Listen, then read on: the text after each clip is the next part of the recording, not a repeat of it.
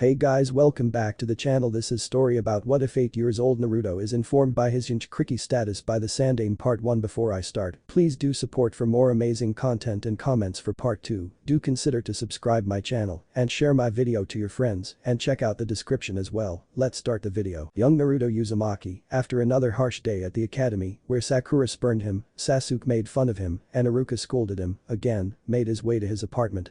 His apartment was a small one-room, which made sense since he was an orphan. The kitchen was clean because Naruto almost didn't use it. He preferred making instant ramen instead of actually cooking something, not that he knew how to cook anything. His bedroom was a simple one. He had a single bed, a small TV on the top of a cabinet, and a small wardrobe filled with his orange jumpsuits. The green walls were dirtied. Naruto never cared about tidiness and also never bothered to clean the walls or paint them. With exception of the small bathroom, the entire apartment floor was made of wood. Finally, reaching his small living room, which also served as his dining room, there were, besides the desk and chairs from the dining room part, a coffee table and an old sofa where an unexpected visitor waited. The visitor was no one other than Hiruzen Sarutobi. He, alongside with Am and Tuchi Ichiraku, was one of the people that truly cared about Naruto. The aged man was wearing his traditional cage outfit. Naruto, upon seeing the man he considered his grandfather, quickly dropped his backpack and ran towards Hiruzen, hugging him. The Hokage made in habit of checking Naruto at least once a month. He already visited him last week, so Naruto was pleasantly surprised in seeing him at his living room. The reason that made the Hokage leave his office and his damned paperwork was to talk with Naruto about his academy performance. Naruto already failed the academy twice, and if he were to fail again he would be expelled from the academy. While most of the children entered academy at age 8, Naruto enrolled shortly after his 6th anniversary, so age-wise he wasn't actually behind his classmates. However, Naruto grades were always bottom half, he couldn't use any ninjutsu or properly maul chakra, and his knowledge was abysmal to say the least. The only part of the curriculum that Naruto actually was above average were his taijutsu, where Naruto mostly excelled due to his willpower and stamina, and stealth, where his pranking nature made him top 3, losing only to Sasuke, the last Uchiha, and Shino Aburam, the heir to the Aburam clan. Feeling that he was failing Minato, who already had his final wish of Naruto being regarded as a hero, denied by the sheer ignorance of the villagers, Sarutobi decided to have a talk with Naruto. "Naruto, please sit down, we need to talk," the Hokage said, gesturing to the unoccupied seat beside him. After Naruto released the hug and went to sit on the sofa, he looked at the Hokage, clearly interested in his apparition. Clearing his throat, Hiruzen looked at the sky-blue eyes of Naruto. "Naruto, I'm here to talk about your grades at the academy."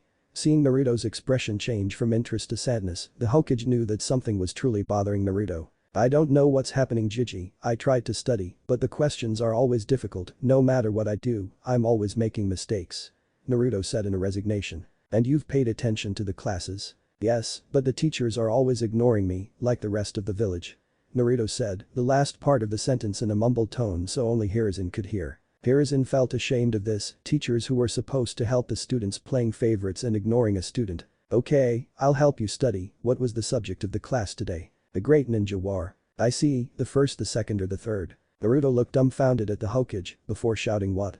There was more than one?" After looking at Naruto like he grew a second head, Hiruzen asked for him to show his academy book, already suspecting what was happening.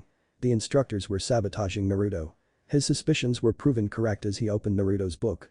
The book was extremely old, probably from the early years of his tenure as a Hokage. Information was clearly lacking, and with exception of the cover that was replaced to the one the actualized books had, every page was yellow of age and several sentences were unreadable. Hiruzen then patted Naruto at his head and asked him to go to his office tomorrow after class so he would be able to help him. After leaving Naruto's apartment, Hiruzen decided that he would hide himself in class tomorrow so he could see firsthand what the treatment Naruto received from the instructors was. Next day, Hiruzen made his way to the classroom after activating the Tenton Jutsu, transparent escape technique that allowed him to sneak upon the class and the instructors. Remaining transparent, the Hokage confirmed his suspicions of the teachers ignoring Naruto. During the ninjutsu training, the trend continued when one of the teachers who were helping each student individually jumped Naruto, choosing to praise Sasuke for his mastery of the Kawarimi instead. By Naruto unsurprised and emotionless expression, Hiruzen realized that this happened more than once. Finally, at the taijutsu practice, Hiruzen noted that the taijutsu instructor was intentionally teaching Naruto a sloppy and ineffective taijutsu instance that allowed him to quickly be pummeled by Sasuke at the final spar, much to the fangirls and the instructor's delight. The unique highlight of his visit was seeing that Iruka Yamino, one of the academy teachers who lost his parents during the Kyuubi attack, helped Naruto at the shuriken practice. Seeing what he needed to see, Hiruzen retreated to his office. The Hokage knew that Naruto would visit him soon, so he quickly formulated a plan. Instead of punishing the instructors directly, he decided to help Naruto become self-sufficient so the young boy wouldn't need help from the instructors. This also applied to his normal life. If given the right guidance, Naruto could easily live all by himself and well. Hiruzen, when visiting him last night, noted that his apartment was dirty and that Naruto didn't feed himself properly. And finally, he could prove Danzo, who constantly nagged him about transforming Naruto at the ultimate weapon, and most of the villagers wrong, and show through hard work and determination that Naruto wasn't the Kyuubi. Hiruzen was taken out of his thoughts when the door of his office opened, revealing Naruto. Hiruzen quickly gestured him to take a seat, which the boy promptly agreed. "So, how are you going to help me, Jiji?" "Naruto, before anything I must say something important." As Naruto nodded his head, showing that he was listening, the Hokage took a deep breath before continuing. "Naruto, the reason why you were falling behind your class is that the instructors were sabotaging you." Seeing the boy's questioning expression, Hiruzen proceeded. "I watched today's class, and it came to my attention that the instructors, besides giving you outdated material, were ignoring you during the lectures and ninjutsu training, and intentionally taught you a botched jutsu instance." Naruto stared blankly at the Hokage for a few seconds, then his expression turned to sadness, then angriness, and finally despair. "Why? Why everyone hates me?" Naruto asked, almost crying. Now Hiruzen was at a dilemma. He could invent a history or tell the truth. He knew that Naruto probably would accept the fake history, but Sarutobi knew that if he did this, he wouldn't be better than anybody else. Stealing his resolve, he made a decision that would change the fate of the entire world.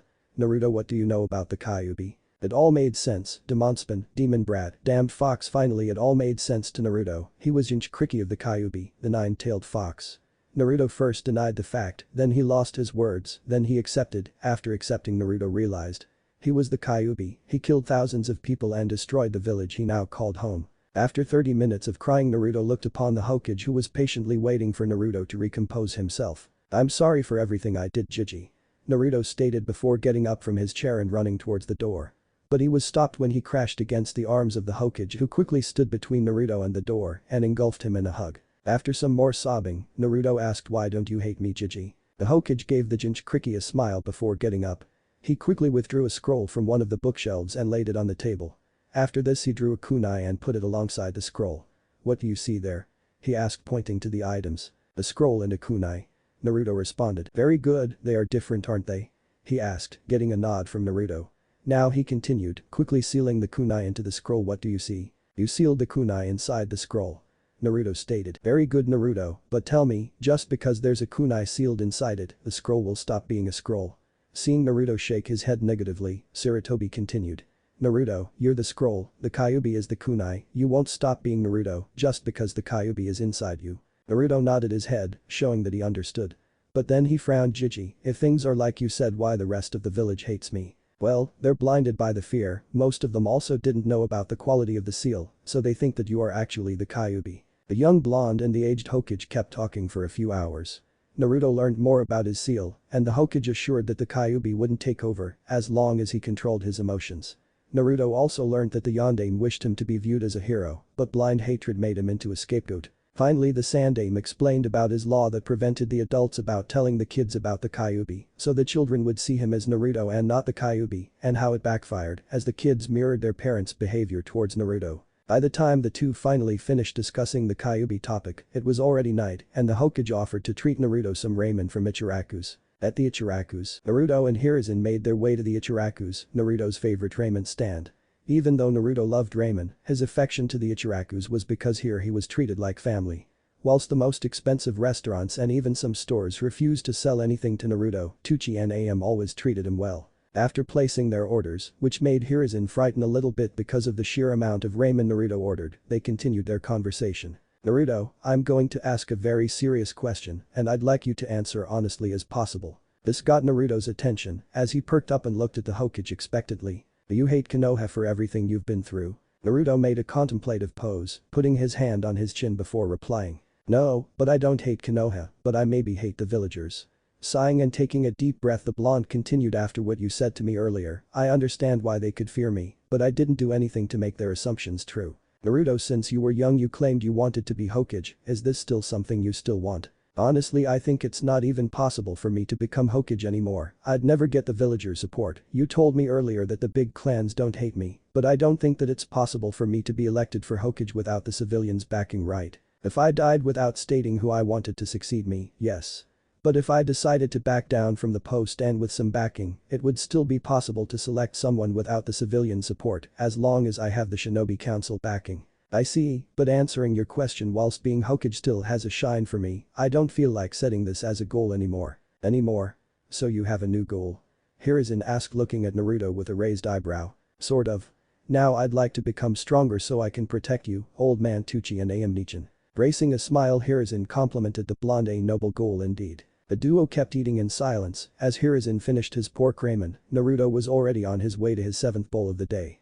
Fearing for Konoha's economic situation due to the massive drain caused by Naruto and his ramen addiction, Sarutobi decided to speak again. Naruto, what we're going to do about the academy? You want me to talk with the teachers? Sarutobi asked, stressing the talk word. Naruto, while still acted dumb, knew this talk would be very painful for the instructor.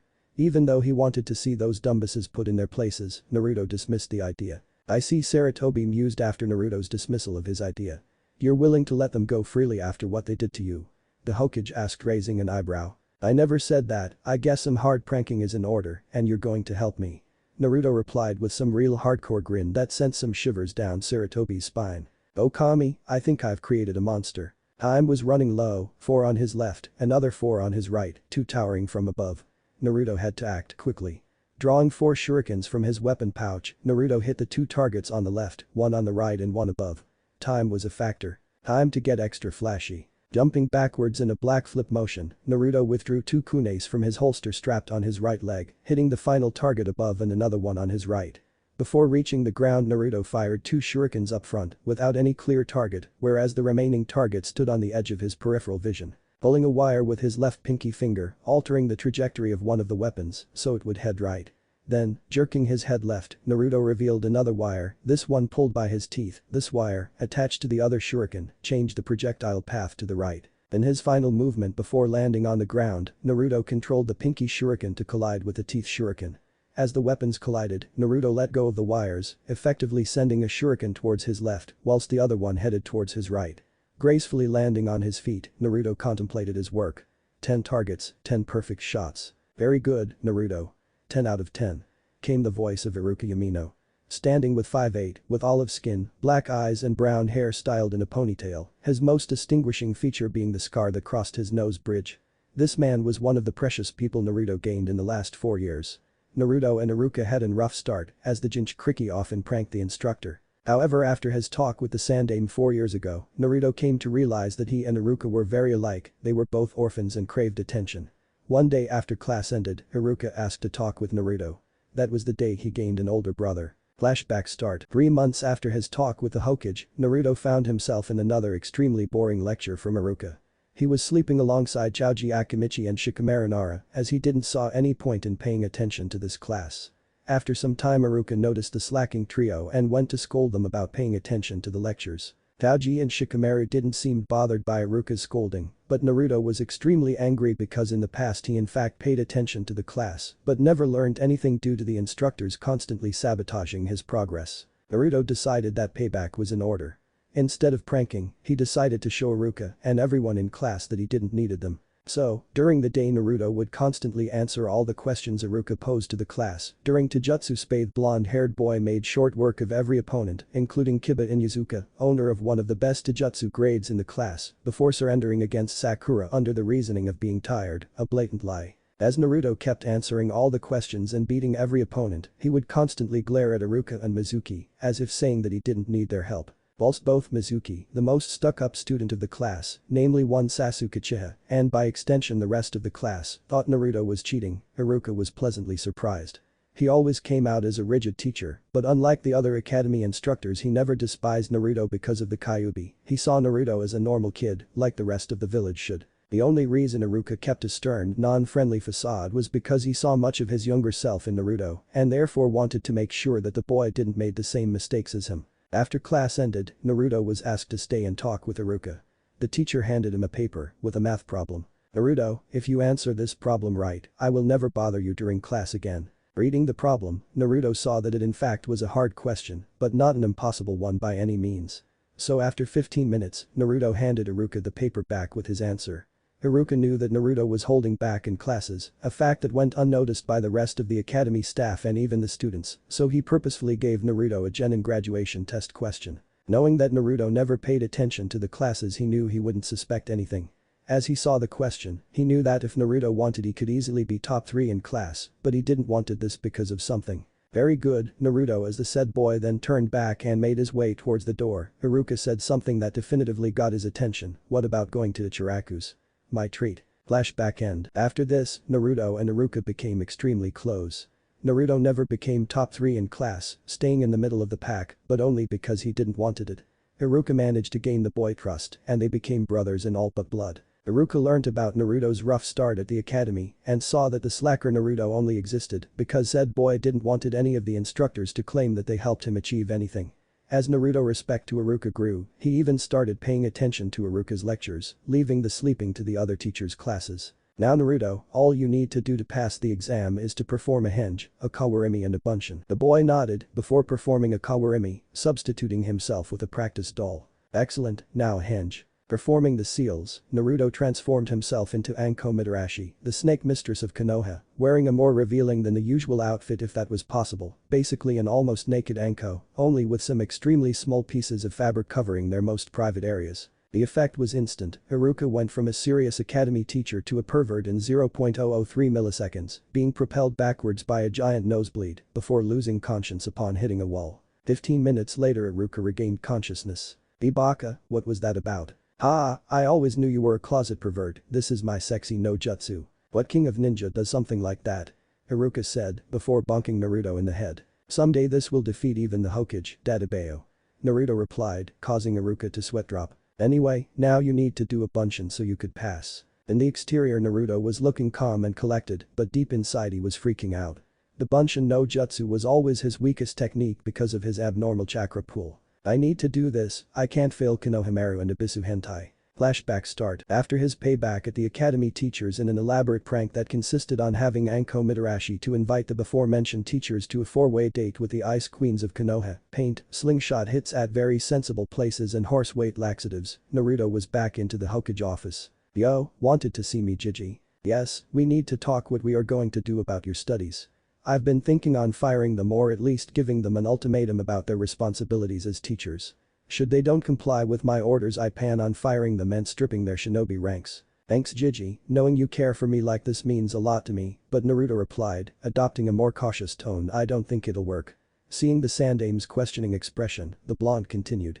The teachers hate me, but they are good at what they do, all I need to prove myself is to know that they aren't sabotaging me. Also if you fire them it'll take some time to find replacements and it'll prejudice the rest of the students. 8 years old and already putting the others' needs before his own. I see then here is and light up a grin he only displayed when he managed to outmaneuver Danzo, the elders and the civilians during council meeting.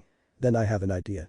You'll have full access to the Sarutobi compound library, as well as the Hokage State Library, use it to find reliable information concerning your studies. Naruto frowned a bit, whilst he was the hardworking type of guy, he disliked reading, but he couldn't let his Hokage down.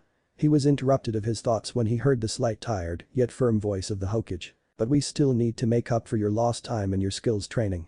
Satoko, his secretary, please summon Ibisu here. Flashback end. Ibisu was a Takebetsu Jonin specialized in training, he like mostly of the village despised Naruto, but being picked by the Hokage, he saw in this assignment the perfect opportunity to prove his worth to the Hokage. Naruto trained under him for 3 years, 2.5 of those years were purely focused on chakra control, which Ibisu defined as backbone of all good shinobi. With a half of the year left, Ibisu taught Naruto in basic nature transformation, whilst Naruto was ecstatic that he possessed a wind nature affinity that favored him during combat. He was saddened by the fact that nobody in Konoha was able to use it, which made learning it impossible. Hiruzen informed that his son, Asuma, was a wind type user, but he left 6 years ago to join the 12 guardian ninja of the daimyo of the Land of Fire and was yet to return to Konoha. Ibisu then decided to train Naruto in fire release nature transformation. Due to his affinity with fire being extremely higher, mainly because of the Kyuubi's chakra and his now high chakra control, Naruto was able to learn 3C ranked Kaiten Jutsu. Kaiten. Endan Fire, Release. Flame Bullet, Kaiten. Mkakik no Jutsu, Fire Release. Great Fireball Technique and Kaiten. Msenka no Jutsu, Fire Release. Phoenix Age Fire Technique. His skill level in fire release jutsu was already at low Chunin level when compared to Sasuke Uchiha, the last Uchiha, as the civilians said in awe, or the emo avenger and ducked hair as Naruto and Kiba referred to him. Naruto was at the same level, if not above him. Ibisu's hard work with Naruto also paid profit to the teacher that was hired by Hiruzen as a tutor to his grandchild, Konohamaru. As a final gift, Ibisu gave Naruto a scroll with the Kaiten. Correctin, fire release. Fire Dragon Bullet, a B-rank jutsu that Naruto was yet to perfect, and declared that he was proud to be able to teach him. After these 3 years, Naruto's opinion of Ibisu highly changed, putting the teacher onto his precious people list. As he was taught by Ibisu and was constantly around the Hokage Tower, Naruto was able to befriend Konohamaru Sarutobi, the grandson of the Sandaime. Despite Konohamaru's bratish attitude, Naruto took a liking to the boy, considering him as a younger brother of sorts. Naruto was the first one to recognize Konohamaru as something other than the honorable grandson and would during free time help Ibisu with his training. He also lectured the boy about the hard work needed to him become the Hokage, stating that there were no shortcuts to becoming Hokage. "Naruto, are you okay?" came the concerned voice of Iruka. "Yeah, why?" "Well, you were spacing out staring at the empty for 10 minutes. "Sorry, was having a flashback moment."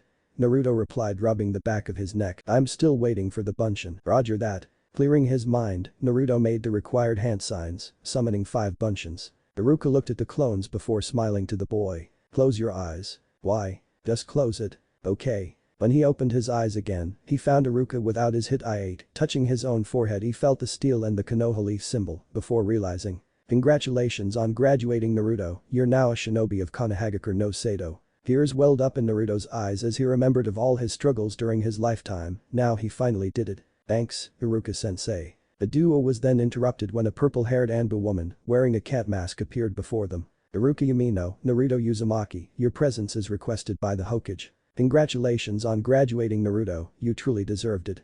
The Hokage said, with a hint of pride of his surrogate grandson achievement. "Thanks Hokage-sama, it means a lot to me." During his 4 years of studies, Naruto was able to read a book or two about etiquette, realizing that his effective way to refer to the Hokage was somewhat disrespectful. He decided to use the proper honorifics while at public. He never stopped seeing the Hokage as a grandfather figure, but decided that he could change his attitude to be a bit more professional. Still, in private he always called him his Jiji. "Well, you're all business then. Now, do you have any idea why I called you here so promptly?" "No, but I assume it has something to do about me taking the graduation exams a day before the class." "Yes, in fact it has. As Hokage of Konohagakure no Sado I assign you a B-rank mission." "B rank? Weren't those supposed to be taken only by Chunin or above?" "Not that I'm refusing the mission though. In fact, usually during peace only Chunin or above are allowed to complete B ranks, however this mission in particular requires you to undertake it. There were some reports of an enemy spy working inside the academy, I suspect about some few teachers, but I can't take any actions yet. Yesterday we've received a report that this spy is plotting to steal the scroll of seals that contains Kenjutsu and was sealed by the Sandaime Hokage himself. We suspect that the spy will probably attempt to enlist the help of one of the students that failed the test. Considering your stealth prowess and background, we believe that if you somehow fail the exam, you'll be the prime option of the spy. So, I need to fail the exam, but I'm still a genin, right?" "Yes, the reason you graduated a day earlier in secrecy was that you could finally be assigned this mission. I assure you that even if you fail you'll still be placed on a genin team." "I don't plan on failing though." Naruto replied with a smirk. "And I don't think you will." The Hokage said, also smirking. Naruto, even as a genin, was one of his most trusted shinobi. In fact he planned on revealing the truth of his parentage as soon as Jiraiya set his foot on Konoha. "So, what are my orders?" "You'll botch your own graduation test to be approached by the spy. After that you'll use a decoy scroll and inform the Anbu about your meeting point. Like I said earlier, this is a B rank like I said earlier, considering there'll probably be a fight and you'll likely be targeted by the enemy. Thus you'll also will be required to assist the Anbu in the spy capture should they require, but I don't think they will. After that come to my office, I'll give you a graduation present." Things were going as planned for Naruto, he decided to purposefully arrive 5 hours late to the exam. Somewhere a silver-haired cyclops, reading an orange smut book, sneezed. "I have a feeling that finally someone decided to follow my way of life." This was of course planned, as he didn't want to raise any kind of suspicion amongst the graduates. He was approached by the spy, who turned out to be Mizuki, as planned. After retrieving the decoy scroll at the Hokage's office, he met with the Anbu assigned to the capture of Mizuki, the purple-haired girl with the cat mask of yesterday, who introduced herself as Nico. The plan was simple, after Naruto handed the scroll to Mizuki, Nico would neutralize him. Should she was unable to instantly restrain him, Naruto would act as support, not engaging Mizuki directly. Naruto was sitting at the rendezvous point, the clearing of a forest outside of Konoha waiting for Mizuki.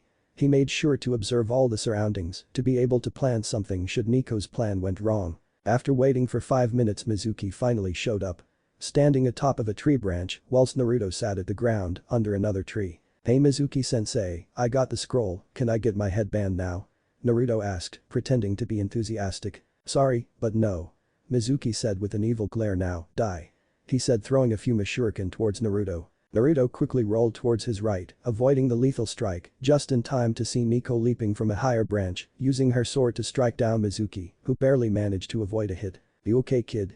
Nico asked. "Yeah, now let's capture the team." "No, I'll capture him, you'll stand down, I don't want to risk you by putting you head to head against a Chunin." If someone said that to Naruto 4 years ago, he would stubbornly refuse to stand down.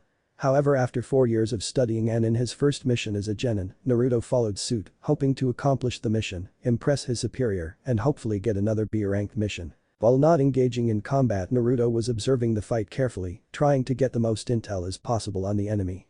It was clear that Nico was more skilled than Mizuki, she used her Kenjutsu to put Mizuki on a defensive stance. Mizuki instead was adept at shuriken jutsu, as Naruto noted, due to the Fuma shuriken he carried attached to his back and the large number of regular shuriken he carried in his weapon pouch. Being a long-range fighter, he was constantly attempting to get distance with Nico. Naruto also noted that Fuma shuriken could also be used as a bladed weapon on his folded state, while not versatile enough, it provided a good defense against Nico's katana. Naruto hated Mizuki, but he must recognize his intelligence in the use of the Fuma shuriken, as it gave him the much-needed defense against short-range fighters like Nico. Mikazuki no Mai, Dance of the Crescent Moon. Nico leapt forward, creating afterimages of speed, thus making the impression that she was attacking Mizuki from above and both his sides. Mizuki used his folded Fuma shuriken to block the strike from above, and in a slicing motion, he managed to also block the strike from his left. Using his spare hand he managed to block the right strike. Using his blade to block 2 attacks from different directions at once, impressive.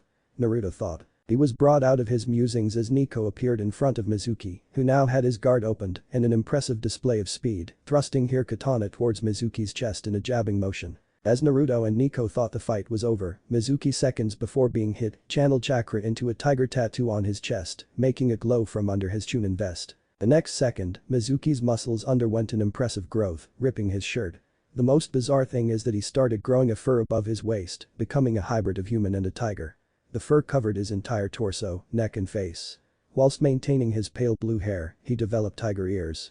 The unique areas that didn't spotted muscular growth were his legs. Nico managed to piece him with her katana, but the large muscle mass prevented any real damage and created resistance, making Nico unable to withdraw her sword from the enemy's chest. "What the hell?" was the collective thought of Naruto and Nico. "Now I'm going to kill both of you," Mizuki yelled in an animalistic roar. Drawing the sword from his chest and throwing it aside. From this point ahead the fight changed tides quickly. Mizuki became a close-range fighter and Nico, who couldn't retrieve her katana in time, went on the defensive, avoiding Mizuki's strikes. The game of cat and mouse lasted for about 5 minutes. Naruto stood sideways watching the fight development. It was clear that Nico wouldn't be able to handle the onslaught for much longer. As in a clue, Mizuki launched a punch as Nico leapt backwards in order to avoid the strike, but Mizuki used his other arm to land a hit on the anbu, on her left leg. Judging by the cracking sound, it was clear that Nico's leg was broken, effectively taking her out of the fight. Now Naruto had a choice. By observing Mizuki's behavior, it was clear that this transformation tired him. His reactions weren't sharp as they were in the beginning. Now he could retreat taking Nico, but risking a failed mission, as Mizuki would have more than enough time to retreat. Or he could fight. Hopefully lasting longer enough to get reinforcements, but risking both his and Nico's lives. Also failing his first mission, even if it's a B rank, would be bad for his record and could in the future get in his way when getting missions. Naruto shivered for a second thinking of the infamous D rank missions he would have to complete to get in the Hokage's good graces again. Also allowing a spy to leave Konoha with extensive information would be, quoting Shikamaru, troublesome. As stated before, there were 2 choices. Stay and fight, risking his partner life, or flee, saving Nico, but giving the spy who possessed intel on the village to leave. Fortunately Naruto was known for thinking outside the box and came with a third plan. Leaping onto action he fired a supercharged Katen. Kankakek no Jutsu towards Mizuki, who surprised by Naruto's prowess in the Katen, stood dumbfounded, getting hit by the Jutsu. His muscular frame and fur shielded him from any fatal damage, but it still hurts like hell. Roaring he looked around and saw that both Naruto and Nico were gone. Naruto used the jutsu as distraction so he could retrieve Nico. He rested her under the trunk of a tree, using the shadows in the forest to hide her. Then he made his way towards Mizuki, much to the Anbu agent protests. Mizuki was retreating towards the border with the Rice country, where he was supposed to meet with his master. However, he stopped in his tracks when he heard the voice of the guy he hated the most. "Where do you think you're going?" Naruto the traitor growled. Adopting a serious tone, Naruto glanced towards Mizuki before speaking again. "Before we start, I'd to say a thing and then make you a question. I wanted to say that you're an amazing teacher, and I, as the Kyuubi, really shouldn't be allowed to learn alongside geniuses like Sasuke Uchiha. Still, under different circumstances, I'd be delighted to learn under you." Seeing Mizuki's amused expression, Naruto knew that if he couldn't make it as a ninja, he really should get a try on the acting career. "Damn, I'm a good actor. I might even be able to star alongside Yuki Fujikawa in one of those Princess Gale movies." "Now for the question," Naruto said, adopting an even more serious tone. "The tiger is your father or your mother?" "What?" Mizuki asked, taken back by the blonde's question. "What I'm asking is," Naruto said, using hand gestures to emphasize his point, "a tiger fucked your mother or your father fucked a tigress?" The forest was silent for 5 seconds, that you could even hear the breathing of the various beings that inhabited the forest as Mizuki looked towards Naruto. Obviously the silence was bound to end soon. "I'll kill you, demon brat. I'll gut you alive," Mizuki said, leaping towards Naruto, starting the hunt. Naruto, due to his background as a prankster and his training under Ibisu, was able to escape Mizuki with relative ease. For the next 30 minutes, using stealth, his fire jutsu and some weapons alongside some explosive tags and flashbangs, Naruto outmaneuvered Mizuki, hopefully buying Nico's time to escape and tiring Mizuki out. As he dashed between the trees, he noticed a shiny object on the ground. Nico's katana. "Why not?" he asked himself, picking up the sword from the ground. The katana was single-edged and had a red and brown hilt with some gold and yellow details on the handle. 5 minutes later, he faced a panting Mizuki in a clearing nearby where he left Nico. Even my strongest fire jutsu wasn't able to cause him any damage because of his fur and muscles. However, if things were going as planned, reinforcements should be coming soon. Still, I need to fight him right now so he wouldn't suspect anything.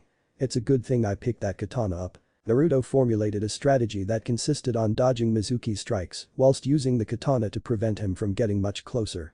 After re-evaluating his opponent, Naruto decided it was safe to adopt a more offensive instance. Whilst never receiving any kind of training in Kinjutsu, Naruto was a kinesthetic learner, and during his brief spar with Mizuki, he was able to learn the basics of the katana. The fact that he was genuinely interested in learning Kinjutsu in the future was another plus. Unknown to him, Nico didn't retreated. She refused to leave a genin alone to fight a chunin. Unfortunately, Mizuki's punch broke her calf, so she was in no condition of fighting, but should Naruto fall, she would be able to hold him long enough for him to retreat. She looked at the blonde boy holding her katana and frowned. Academy students weren't taught Kinjutsu in Konoha, as opposed to villages like Kiri and Kumo, so obviously the boy shouldn't be able to wield the sword properly. Noticing his grip, she realized that the boy didn't use the Konoha Kinjutsu stance, but he appeared to be comfortable enough. As the fight progressed, she was pleased to see that Naruto wasn't the hot-headed idiot type who leapt forwards without thinking. He properly took his time and used the katana as a defensive weapon to prevent the enemy to close distance. Interesting use of an offensive weapon to create defense. The boy is intelligent. Nico frowned as she saw the boy adopting a more offensive instance and hoped he wasn't getting overconfident. During the next 5 minutes, Nico's already growing opinion of the boy increased even more as he was able to keep attacking, tiring the opponent out and not allowing him any kind of chance to counterattack. Naruto kept attacking and tiring out Mizuki. He even managed to get a few cuts on his legs and torso, but mostly importantly, he stalled the enemy. Why he did that? To get reinforcements, of course. How he knew there were reinforcements coming?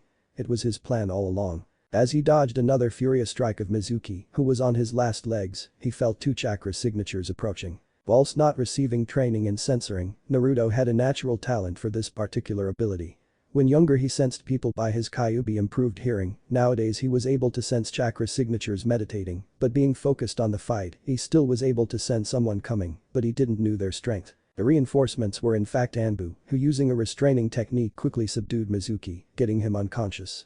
At the same time, Nico appeared. She was there all this time? I really need to pick up my sensing abilities. Her Anbu mask prevented her from showing any emotions, but if Naruto could guess, he would say it was anger, as he expressly refused to follow one of her direct orders, engaging the enemy. The mission was successful, but he refused to follow orders anyway. He just hoped he could still get at least C rank missions after that. You refused to follow my orders. Yes, I did. I'm sorry about that, but we couldn't allow the spy to flee with important information on our village. Still, you didn't follow my orders. Nico-san, I'm sorry, I made a decision on the spot thinking on the best of the village whilst trying to prevent any unnecessary causalities. Still, I know I broke the rules and I know there'll be consequences. No, there won't be any consequences. Nico said coldly, flaring killing intent, and Naruto somehow felt his shinobi career was in danger. However, suddenly the Kai vanished, and judging by Nico's body language, she was happy. I also made several mistakes on this mission. I presumed you were just a bratty academy student and never bothered to learn about your techniques, thus being unable on developing any good strategy should the enemy resist. I over-relied on my Kinjutsu, which made an opening that allowed the opponent to attack me, jeopardizing the mission. Also, I never really scouted the area, assuming it would be a simple snack and grab mission, unlike you who used the environment in your favor. If someone should be apologizing, it would be me. So I'm not in trouble. In contrary, I believe the Hokage will be pleasantly surprised with your performance today. Noticing that he still held the katana on his right hand, he bowed and offered the katana to Nico, holding the hilt and the edge of the sword with open hands. Naruto remembered that katana were usually wielded by samurai, and he read that this was the manner they handled their weapons. I believe this is yours, Nico-san. Taken back by the young boy knowledge of the Bushido, she bowed, accepting her sword. You've put quite a display fighting Mizuki. I didn't know that the academy started teaching Kinjutsu again, even though I don't recognize this style as being the Konoha Kinjutsu. It's because it wasn't. The academy doesn't offer any Kinjutsu training. I tried to wield the katana with the best of my abilities, even though I never received any formal education in Kinjutsu. I just hope my display wasn't an eyesore for a practiced Kinjutsu user like you. Wait, you're saying you never properly trained Kinjutsu? How is that possible? I'm what people call a kinesthetic learner. It came to me pretty easily actually. Naruto said, shrugging. But I believe that my interest in Kinjutsu helped me as well. Nico was dumbfounded. This kid could put up a fight, wielding a weapon he didn't had any familiarity with, and was able to create his own style, even with some noticeable flaws. In 35 minutes. I have to tell Hayate-kun about this kid, he was looking for an apprentice for years. Naruto-san, came the voice of one of the other Anbu operatives, who wore an ox mask. The Hokage requested your presence in his office ASAP. Go, we'll take care of Nico-senpai and the traitor. Hiruzen was slightly preoccupied. He was able to use the crystal ball to see the mission progress and promptly sent Anbu to help Naruto and Nico during the mission. Mizuki had this strange transformation that he suspected it was work of Orochimaru. If that was indeed true, it meant that things would get even more complicated. However, what concerned the most was that he wasn't able to witness the rest of the fight. The Tmegen no Jutsu, telescope technique, had a time limit that ticked down just as Naruto questioned the paternity of Mizuki. His fears, however, were put to the ground as the door to his office opened, revealing Naruto. Mission accomplished, Hokage-sama. The lone figure reached the gates of Konoha after 7 years. 7 years ago he made a life-changing decision, leaving his home. For 7 years he questioned his decision, thinking of what could have been. In 7 years he attained glory and became a proven shinobi, but deep inside he felt empty, because in leaving he hurt the person who he loved most in the world. She still remembered him. She hated him for what he did. She was dating someone. Yes and no, his, informant kept him updated. The tall man wore a black coat with brown details, with black pants and clack shinobi boots. He carried himself with an air of confidence, but deep in his eyes you could see regret. A cloak covered his head, making his features unrecognized. Upon reaching the gate he glanced at the two figures performing duty. Katetsu Hagain and Izumo Kamizuki, the eternal chunins of the guard duty. He waved to them before removing his cloak, making his face visible. Izumo and Katetsu were in another boring day at guard duty. Their day, however, became more eventful as they noticed the approaching figure removing his cloak. It is really him. It has been a long time since he left. It is he. Things will become a lot more interesting from now on. So, you decided that it was a good idea to engage a Chunin-level shinobi who managed to defeat one of my best Anbu operatives just 1 day after you graduated from the academy. Yup. Even when this Chunin probably used a Kinjutsu to enhance his physical abilities. Yup. Damn it, Naruto, could you please stop replying every question I have with a yup? Yup, wait, no. This isn't a joke. Have things played differently and the Anbu haven't arrived at time, you could have died. Hiruzen ranted, in the verge of yelling. Well, I knew they would be coming. Naruto replied with a grin. Stop messing around, I'm being serious. So am I seeing the Hokage's doubts about his previous statement, Naruto elaborated. Remember when I fired the first fireball to distract Mizuki and save Nico? Getting a nod from the Hokage, the genin continued, I supercharged that attack with half of my chakra, so the Anbu stationed in the village perimeter could easily sense the attack and head towards our direction. I never planned on taking Mizuki down, I just kept stalling him to give the Anbu enough time to reach the scene. Hiruzen was dumbfounded, Naruto having just left the academy already developed a Chunin-like line of though. However, he wasn't totally convinced yet. You knew the scroll was a decoy one, so why risk getting into a fight? Perhaps you were trying to show service to get more high-ranked missions. I'll be honest and say that in fact this went through my mind, however it was far from being the reason I enacted a new plan, instead of withdrawing and risking losing Mizuki. Using his hand to enumerate his points, he continued. Reason number 1. Letting a spy flee the village is always bad for the image of the village and could in the future translate into more hostile spy actions. Reason number 2. Mizuki was the academy teacher of a class full of clan heirs, including the famed Hyuga and the Uchiha clans. Considering our village relies a lot on its clans, I assumed that by stopping him, I could prevent sensitive information from getting into the hands of the enemies. Third reason. Since he was captured alive, the T&I department can get information of his reasonings and hopefully his employer. Fourth reason. I hate Mizuki. Hiruzen now had to fight the urge to promote Naruto to Chunin at the spot. The kid embodied the will of fire, putting the village security and his comrades ahead of his own life. He was still reckless, but this kind of attitude demanded encouragement, not reprimands. Well, I'm speechless.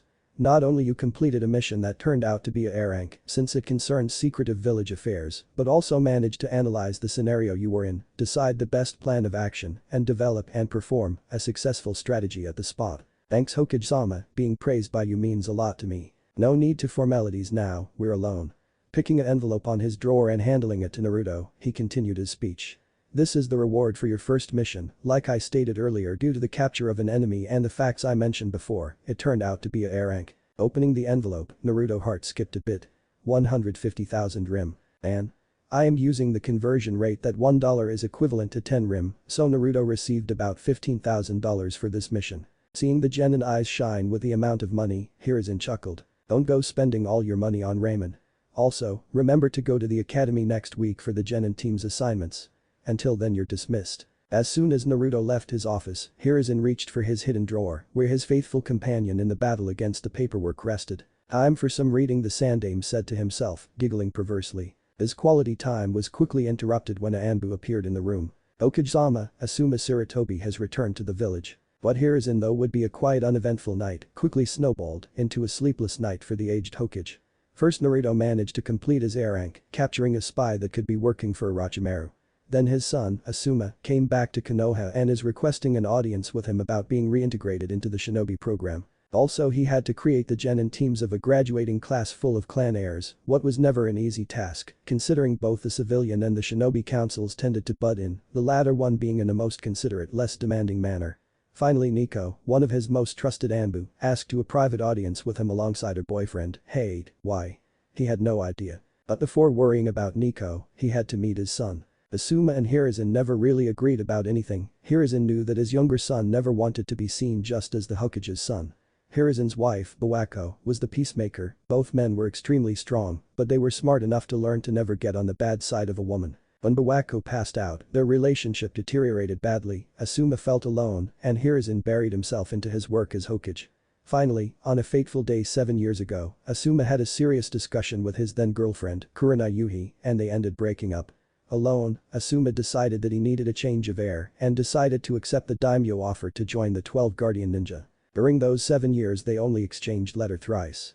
When Konohamaru was born, when Asuma attained a bounty of 35 million rim and Hiruzen wrote to him, counseling some security measures, and finally, when he decided that Kurenai should be promoted to Jonin and asked Asuma, in condition on being her ex-teammate.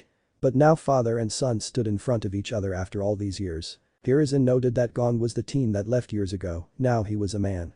Asuma was still relatively young, 27 years old, but carried himself with the air of a veteran. The Sandaime's son was noticeably stronger than he left. One thing that remained the same was his smoking habits. Usually parents tended to discourage those kinds of habits, but being a shinobi meant your life would be online each and every time, so dying at his mid-40s was already better than dying in his mid-20s, like Minato and Tobirama, two of the strongest shinobi Konoha had to offer, and that died nevertheless. So, you're back. Yes I am, father. Both men spoke in neutral, bearing emotionless tones, but even when they were on speaking terms they behaved like this. Asuma, unlike his elder brother and his nephew, never was the kind of people to let himself be overtaken by feelings. So sitting on an office, making small talk or playing shogi, was the way they had to connect. How was the capital? The father-son duo proceeded to make small talk for 30 minutes, with Hiruzen being careful to not mention Kurenai or children in any moment of the conversation. However, this meeting was bound to change pace quickly when Asuma noticed the stack of academy papers in his desk. "You're building the teams, aren't those supposed to be built automatically?" "Usually yes, but this year has been particularly different.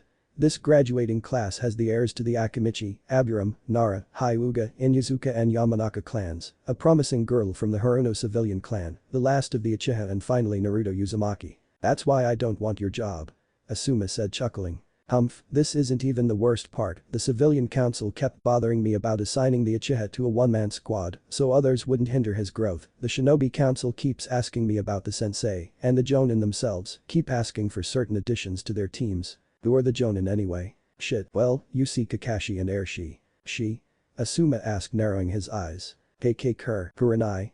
Asuma asked interrupting his stuttering father. "Yes." Asuma just smiled. "She's on the path of a fine kunoichi." "Yes, she's one of our best, the Jinjutsu mistress of Konoha," Hiruzen said, causing Asuma to smile even more. Returning to the team assignments topic, what were the requests? The civilian council alongside the elders wanted Sasuke Uchiha to be placed on an individual team under Kakashi. I promptly refused the one-man cell idea, but I'm assigning him to Kakashi, considering Kakashi himself asked for him. The shinobi council is worried about the jonin instructors getting on the way of their children's training, the Hyuga mainly. Kurenai decided to ask for an all-kunoichi team so she could beat the fangirl out of the Yamanaka and the Haruno whilst helping the Hyuga to develop confidence. Kakashi asked for both Sasuke and Naruto, whilst Danzo requests him to be trained as a weapon and the civilian council requests his execution. "Oh break, do you have any team ready yet?" "Only the Inoshikacho. I already have Sasuke under Team Kakashi, but I don't want Naruto on his team." "Why?" "Just because he's a Jinchuriki." "No, because right now he's the best genin I've had since Itachi Uchiha," Sarutobi explained, causing Asuma's eyes to widen. "If he's put on a team with the Uchiha he'll probably beat Sasuke, what will cause some problems ahead pertaining the council. Also the council will pretty much demand Kakashi to focus on the Uchiha, and even if that wasn't the case, Kakashi isn't the best suited teacher for Naruto." "Why is that?" "Because Naruto uses wind affinity, the single one Kakashi wasn't able to master." "A wind user? Like me? In Konoha? How is that possible?" Asuma suddenly became a lot more interested in this year's class. "How do you think affinities are gained?" "Usually genetically, but besides me there was no other wind user other than the Yonde." Asuma eyes widened, he looked at his father, who just nodded, then he looked onto the Yonde portrait that was hung in the wall and cursed his stupidity for not realizing before. "Well I guess that explains why Kakashi wanted him." "Yes, but I know Kakashi isn't the best teacher for him. If I assigned him to Team Kakashi, I fear we'll be losing a cage level prospect to get a jonin level 1. Is he that good?" "Yes, today he completed his first mission, an A-ranked mission. He mainly uses fire release because of the lack of a wind release teacher in Konoha. He already has jonin level chakra reserves, has chunin level ninjutsu, and above average taijutsu, and compensates his lack of talent in jinjutsu through complex, yet effective strategies. His IQ is estimated in about 150, that whilst not Nara high, is high nonetheless. The most impressive thing is his mindset, he always thinks of what is the best for the village and is able to analyze the development of a fight on the run. Besides that he developed chakra sensing abilities. So, basically a hybrid of me, Kakashi, Shikaku Nara and Inoichi Yamanaka with an almost endless chakra pool." Getting a nod from his father he just shrugged. "Well, count me in. I heard that the jonin that trains the future Kage of Konoha usually gets some good reputation." Asuma the Sandaime said before grinning. "This is perfect, with you as a sensei I can balance the squads." "Thank you, son." "No problem, dad," Asuma said smiling. "But I must inform you that Yugao Yuzuki, one of Kurenai's best friends is coming here right now, so I strongly advise you to flee if you don't want Kurenai to know you're back." Asuma's cool facade quickly changed into a terrified one. "Yeah, that's my clue, see you later dad," Asuma said, jumping from the window. "I don't know why, but my son reminded me of a certain someone. Somewhere in a hot spring in the land of the hot water, a toad sage doing his research sneezed, revealing his position, and ended up being beaten up by a horde of angry females." Naruto woke up with the sound of a knock on his door. Walking around his small apartment, he quickly changed into a plain black t-shirt and a white cargo short combo, which he wore during the last 4 years at the academy. Looking at his hit eye he became undecided whether he should wear it as a headband or as an armband. Thinking his hair usually tended to fall on his forehead, he decided to go for the headband. Opening the door, he saw an Tiger Mask Anbu male, wearing full Anbu apparel. "Okage-sama asked you to go to his office right now," the Anbu said, before disappearing in a shunshin. "Gotta learn how to do that." After walking to the Hokage tower, he entered the office, where he was received by the Hokage and 2 other persons. A purple-haired girl with straight waist-length hair with brown eyes and pale face, and a man with a tired aspect, evidenced by the bags under his eyes, with fair skin and short brown hair.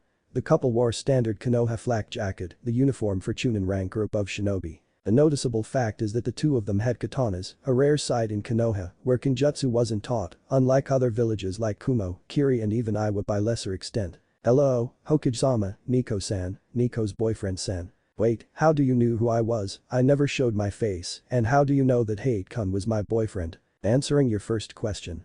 The katana you have strapped on your back is similar to the one you used yesterday. The handle seemed custom-made, what eliminates the possibility of it being mass-produced, and I kinda sensed your chakra signature. Wow, I didn't know you were a sensor too, but how did you discover that Hate-kun was my boyfriend? We were holding hands. Quickly detaching their hands, the couple looked to the Hokage that was clearing his throat. Naruto, I called you here for two reasons. The first one is that I forgot to give you your graduation process. The Sandaime said, taking a scroll from a drawer and handling it to Naruto. This scroll contains the Kage Bunshin no Jutsu, a jutsu that was into the scroll that Mizuki intended to steal. This jutsu is labeled as a kenjutsu due to the high chakra usage, but considering your abnormal chakra reserves, I don't think you'll have any problems in using it effectively. Here is an explained. Now, for the second topic. Naruto, those behind you are Yuga Mizuki, whom you met as a Nico during last night, and her boyfriend, Heichakm, the best swordsman of Konoha. It came to Yugam's attention that you were quite skilled in kenjutsu, even though you haven't received any formal instruction in that matter. Therefore, they are offering to teach you in the Konoha kenjutsu. What do you think? For real? He said, turning to the couple, who smiled and nodded to him. I'd love to. Hokage-sama informed us that you were given a 1-week rest until you're assigned to your genin team, so I'd like to teach you KOF during the afternoons of this week. After that I'll assign a training program that will make you able to KOF train alone. KOF, after 2 months you'll have a spar with me and Yugam-chan here. Hade explained. Now let's get to work. Yugam completed. 2 days before the genin team assignment, after another hellish training session under Yugam and Hade, Naruto was making his way home.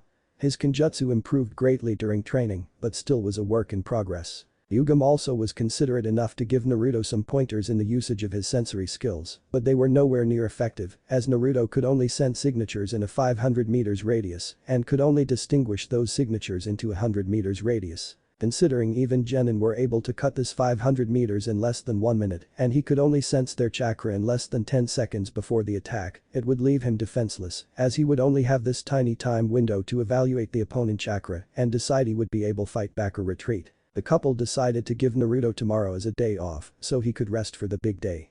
Naruto then decided to visit Ichiraku's to grab some ramen. He was too tired to even think of making his own meal. After he learned about the Kyuubi and decided to put more effort in becoming a shinobi, Naruto, after some persuasion from Ebisu and the Hokage, decided to cut off ramen, adopting a more balanced diet.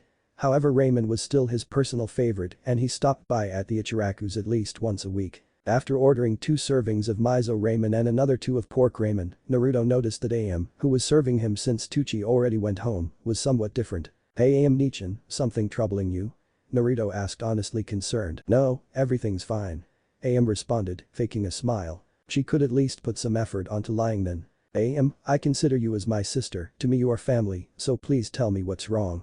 I may be able to help. Sorry Naruto, this is my problem, I don't want to bug you. AM, whenever I had a bad day at the academy you were there to cheer me up, even if I can't help you, it'll be good to let it off. Okay, remember that I started going to cooking school to become a nutritionist. As Naruto nodded, expressing his attention, the girl continued, well, we've been having some difficult months here, and not only I'll not be able to continue studying, but father might even close the restaurant. Okay, how much money do you need? Naruto, I'm talking about serious money here, you won't be able to afford to help, I appreciate your intentions, but it's time to let go. AM please, how much do you need to help the restaurant and complete your studies? 25,000 rim to school, 50,000 rim to restaurant, total 75,000 rim. AM replied, sighing, no problem, I can afford that. Naruto replied nonchalantly, causing AM eyes to jump of their sockets. How did you get so much money? Please tell me you aren't selling drugs. What? No, I'm a shinobi. Naruto said, proudly pointing to his headband. I completed a mission and received 150,000 rim. I don't mind paying to help you. Still, you need to talk to dad before we accept. Okay, about your studies I can loan you, give you the money as a gift, I only want 2 things from you. Naruto, no matter how much you pay, I won't have sex with you. AM said, narrowing her eyes. What? Naruto said blushing. You asked me to do two things for you, probably sex or a blowjob. The brunette replied, causing Naruto's blush to achieve a blood-red tone and a small nosebleed to appear. No, I never said that, why everyone in Konoha is a pervert. Heck, you're like my older sister, geez. Usually when a man offers money to a girl, asking for a favor he usually means sex. AM replied, well, I'm not like most men. So you're one of those happy guys. AM interrupted Naruto. As the genin failed to understand the meaning of her words, she continued, you know, a man who likes other men. No. You're confounding me with Sasuke team, I'm straight. Deciding to finish business before AM mentioned sex again, he continued. The two things I wanted to ask you are for you to help me with a diet for free and to go shopping with me tomorrow. Shopping? AM said, her eyes suddenly twinkling. Yes, I decided to change my style now that I'm a shinobi, I figured out I could use a girl opinion. Well, Naruto Uzumaki, you got yourself a deal. The assignment day. Naruto woke up late. Why? He learned in the hard way that when you get into a situation where girl and shopping exist in the same sentence, you must leave everything behind and run. Run like your life depended on it. Run like Orochimaru wanted to become butt buddies with you. Run like an Uchiha when you see Tobirama. Run like an Iwa shinobi when you see the yellow flash. Run like a Nara when you see work, just kidding, Naras don't run, it's too troublesome. Well, you get the point. Naruto spent 12 hours with AM. But started to simple get together and go to Higarashi's weapons turned out to be a visit to the hairdresser, then a visit to several female clothing stores, then a visit to the Ichiraku's house to discuss how Naruto could help old man Tucci, and finally an expensive dinner at one of those overpriced restaurants. Should have asked Yugam-san for help instead. 12 hours later and 110,000 rim short, Naruto couldn't help but feel drained.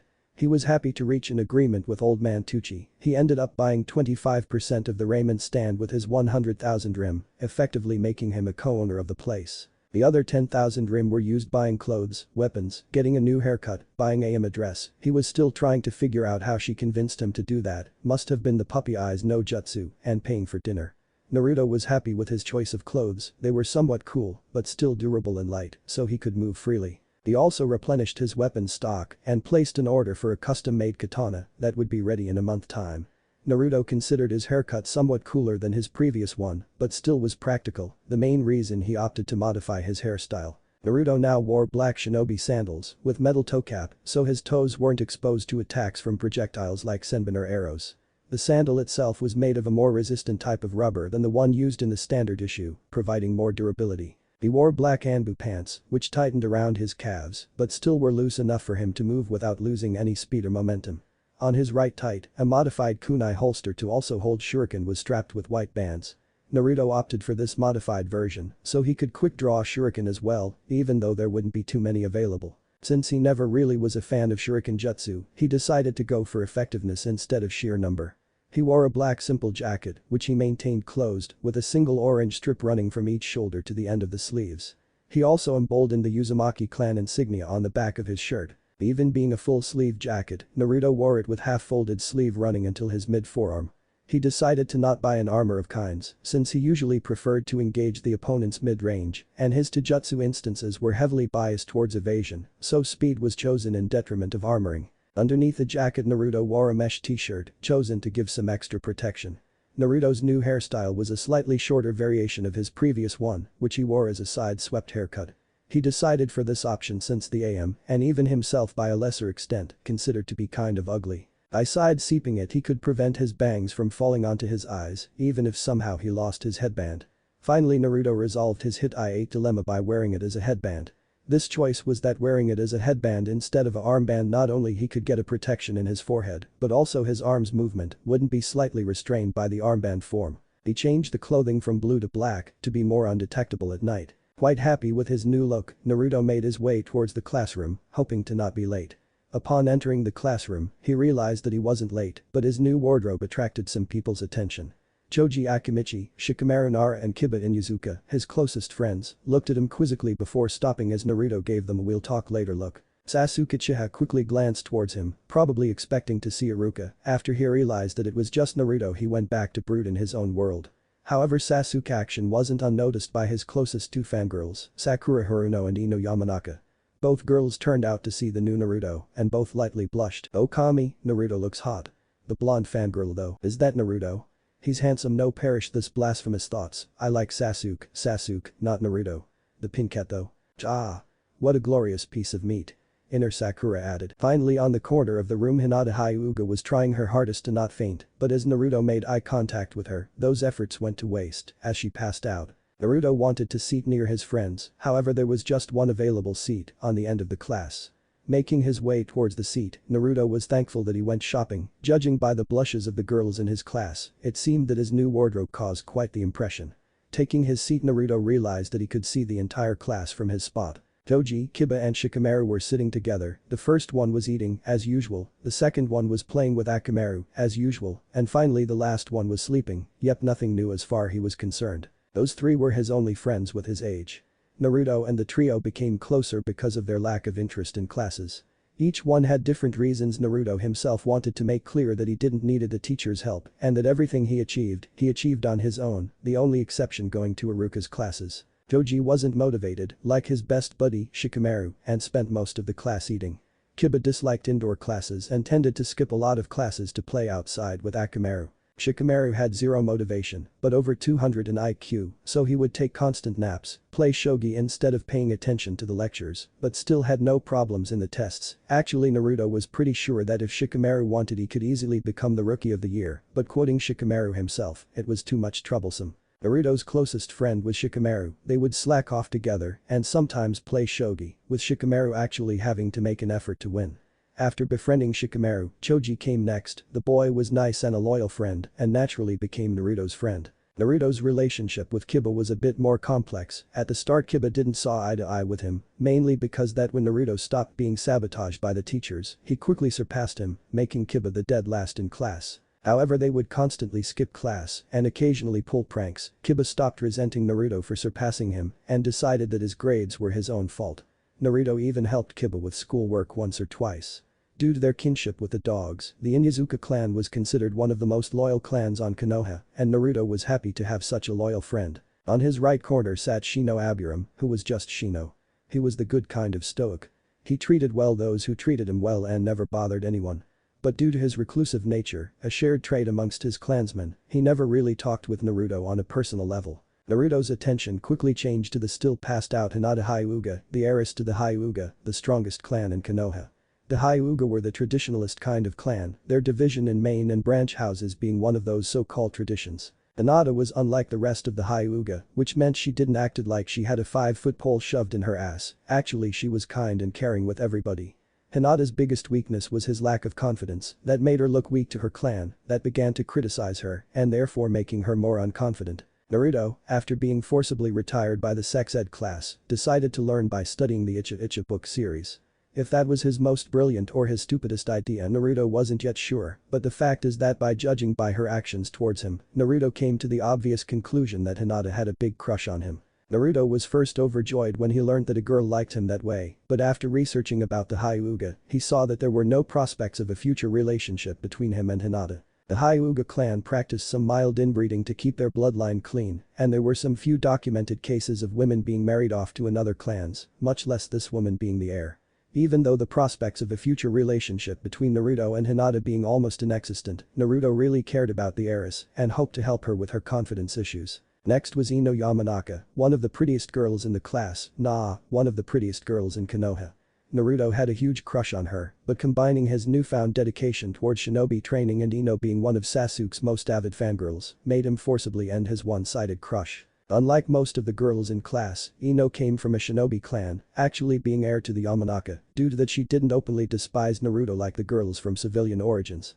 They weren't friends, but due to Naruto's closeness to Choji and Shikamaru, they were on speaking terms. The only thing Naruto disliked about Ino was her fangirl attitude about Sasuke that in his opinion hindered her growth. Deeply inside Naruto, despite his neutral attitude towards the blonde, cared a lot about her. Romantically speaking Naruto still had a bit of a crush on her, but he hid extremely well. Despite all those qualities the girl who Naruto had his biggest crush wasn't Ino, actually it was her rival friend. Sakura Haruno was Naruto's first crush, actually Naruto's first love.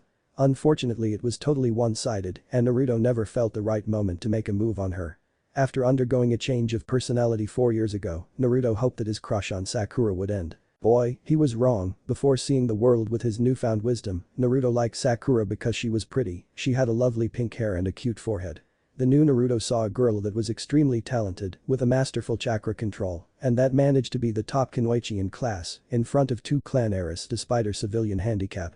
Now Naruto was truly in love. But he knew better, she liked Sasuke, her crush on the emo being even bigger than Ino's. She was a civilian, her parents probably hating him. So Naruto decided to do what he did best, mask his feelings. During 4 years, Naruto never spoke a single word to Sakura, hoping to someday finally stopping loving her. He felt that his love turned back into attraction, but deep inside it was still there. Finally, Sasuke Uchiha, aka Duck Butt Hair, aka the Emo Avenger, aka Sasuke. The last Uchiha. If all the Uchihas acted like Sasuke, Naruto would pat Itachi on the back for getting rid of them. Sasuke had a superiority and inferiority complex at the same time. He looked down at all of those who he deemed as weaker than him, but at the same time, he refused to acknowledge anyone who was stronger than him as an equal. Naruto could never imagine what would be like having his entire clan wiped out by his brother, being the lone survivor. Naruto could understand the pain and the suffering from losing those close to him. What Naruto couldn't understand and would never accept that beside always being praised, noticed and sometimes even favored, the guy would continue living on his own world. Sasuke never knew what was like being forcibly alone, having no one to acknowledge you, and thus decided to just act high and might and ignore people who genuinely cared about him, like Ino and Sakura. That being set aside, Naruto respected the shinobi Sasuke, who could probably give Chunins a run for their money. Naruto's thoughts were interrupted by Iruka's appearance. After long 30 minutes of speech, where Naruto decided to pull off a shikamaru, sleeping off the speech. He woke up only to hear Team 7.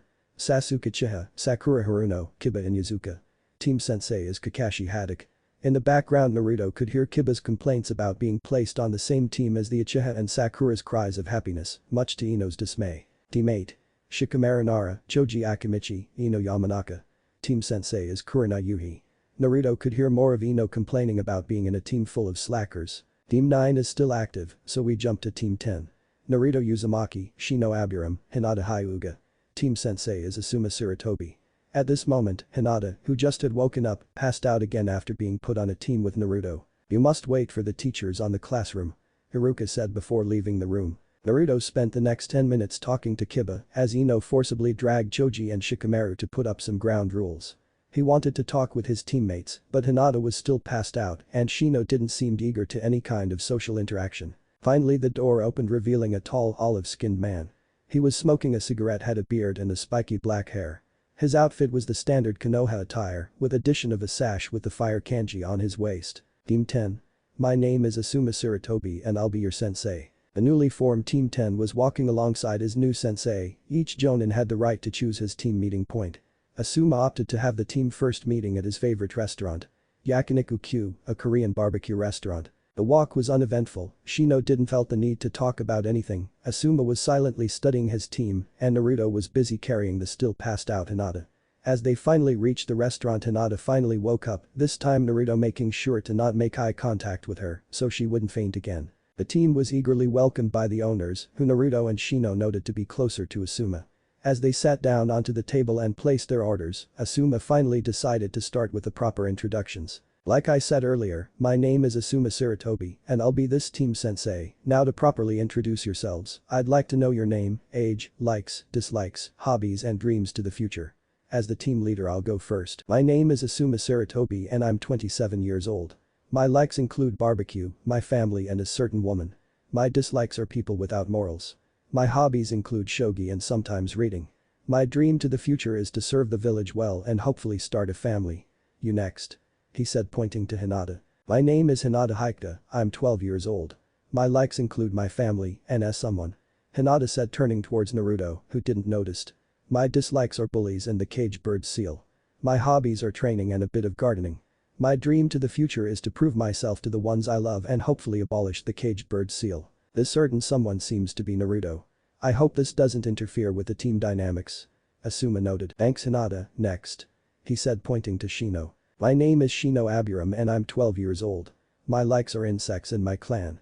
My dislikes are people who harm insects. My hobbies are collecting and studying insects. My dream to the future is to discover new breeds of insects. Shino said in a monotone, almost emotionless voice. This kid only thinks about insects. Asuma, Naruto and even Hinata thought collectively. Thanks, now Blondie, you're next. My name is Naruto Uzumaki and I'm 12 years old. My likes are my precious people, training and ramen. My dislikes are the civilian council and arrogant people. My hobbies include gardening and fine literature.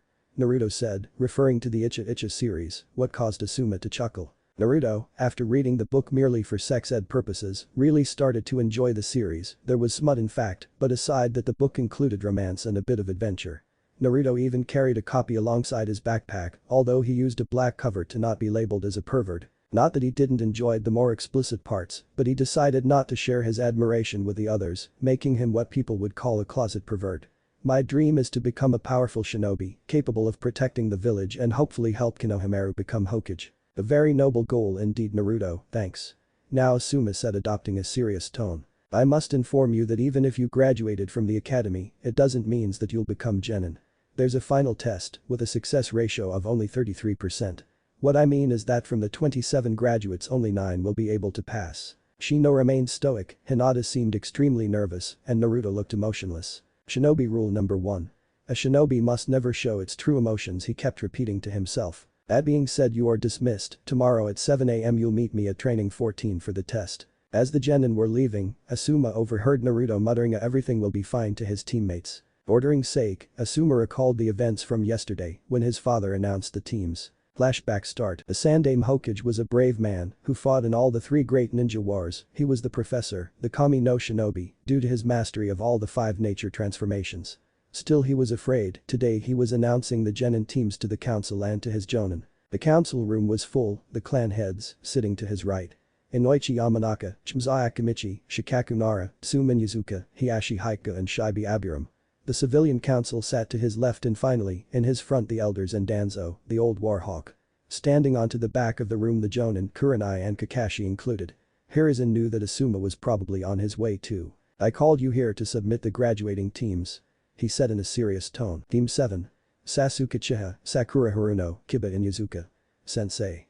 Kakashi Haddock. Any objections? Tsume and Kakashi raised their hands. Tsume. I believed my son was going to be put on a tracking team. I decided to give Team 7 more presence, with Kiba tracking possible threats. Besides, Kakashi specializes in the use of Ninken and will be able to teach him a thing or two. Tsume just shrugged. Makes sense, I guess. Now, any objection on this team, Kakashi? No, but I believed I asked for Naruto Uzumaki as well. In the background some members of the civilian council began the sporadic hostile speech against Naruto, but they were quickly silenced by the killing intent coming from Kakashi and the Hokage himself. Yes, but I decided to assign him to another team that will put his abilities in full use. Hiruzen said, throwing I'll further explain that later look to Kakashi. Team 8. Shikamaru Nara, Ino Yamanaka and Choji Akimichi. Team Sensei is Kurenai Iki. Objections. This time Kurenai raised her hand. Hokage-sama, whilst I don't openly oppose to training this team, I believe I personally asked for Hinata Haika to be on my team. Yes Kurenai, you did, but I've opted to place Hinata under a sensei I believe can help her skills more than you do. Kurenai looked sad, but nodded in understanding anyway. Finally Team 10. Naruto Uzumaki, Hinata Haika, Shino Abiram. Any objections? Hiruzen asked, carefully not mentioning that Asuma was going to be the sensei. The room exploded in uproar as the civilians started to demand that Naruto shouldn't become a shinobi and that he should be put to death. They were once again subdued by the killer intent from the Hokage, Kakashi, Kurenai and some of the clan heads. Hokage-sama, that was Hiyashi Haika, who's this team's sensei. The room quieted for a bit, clearly curious about the name. Yes, I'd like to know that too. Shibi said in the stoic emotionless Abiram tone. Well, the sensei for the Team 10 is Hiruzen said, sweating a bit and carefully putting himself behind Kakashi should Kurenai had a fit of anger. Suddenly, smoking a cigarette, Asuma entered the room. Quickly scanning the room, the bearded jonin saw the woman he loved the most, the woman that he abandoned 7 years ago. Kurenai was still beautiful as he remembered. Said woman was looking at him gasping, like she saw a ghost. For 1 second, that seemed to last forever, their eyes locked and suddenly it was just Asuma and Kurenai, ignoring the entire world around them. However, one of those smug civilians decided to ruin the mood. Asuma-san, good to see you're back, could you please convince your father that the demon brat shouldn't become a ninja and should be put to the knife instead? Sighing, Asuma stole one last glance to the still dumbfounded Kurenai before releasing a blast of killer intent directed towards the councilman. As from now on I'm the jonin sensei of Naruto Uzumaki, so if any of you refer to him as the demon brat or any other pejorative names, actually if any of you even dare to look at him at the wrong way, you won't answer to the Hokage, you'll have to settle things with me. Am I clear? The counselor could only nod and ask to be excused since he wet his pants. The Ashihiko was the next to speak. Okage-sama, I'm not opposed to the presence of Uzumaki-san in my daughter's team, but I'd like to ask why you put such team together. Well, Hika-san, Hinata is a close-range fighter, whilst Shino is a medium-long-range one. Naruto can hold his own at both close, medium and long range, but his strong point is the medium range. By putting those three together with Asuma as sensei, I created a strong defensive unit where each member's strong point would cover the other weaknesses and also assigned the best sensei I could find. While I understand Hinata and Shino are heirs and are expected to focus on their clan techniques, Asuma can help Hinata with her taijutsu, and his mastery of Kiton ninjutsu can help Shino dispersing his insects. Also, there's another reason, but I'd like the members of the civilian wing to leave first. Hokage-sama, we have the right to, a councilwoman started, but quickly was silenced by the Hokage. This is shinobi matter, so your presence is no longer required, so, leave or you'd rather be escorted by the Anbu. As the civilians begrudgingly left the room, the Sandaime proceeded to speak. The final reason is Naruto Uzumaki. Since I'll be giving a description of his techniques, I figured out it would be better to expel the civilians that could sell, or even give for free this information to the enemy. 1 week ago, Naruto Uzumaki completed his first official mission, at A ranked 1, consisting of the capture of an enemy spy that was acting as a teacher at the academy.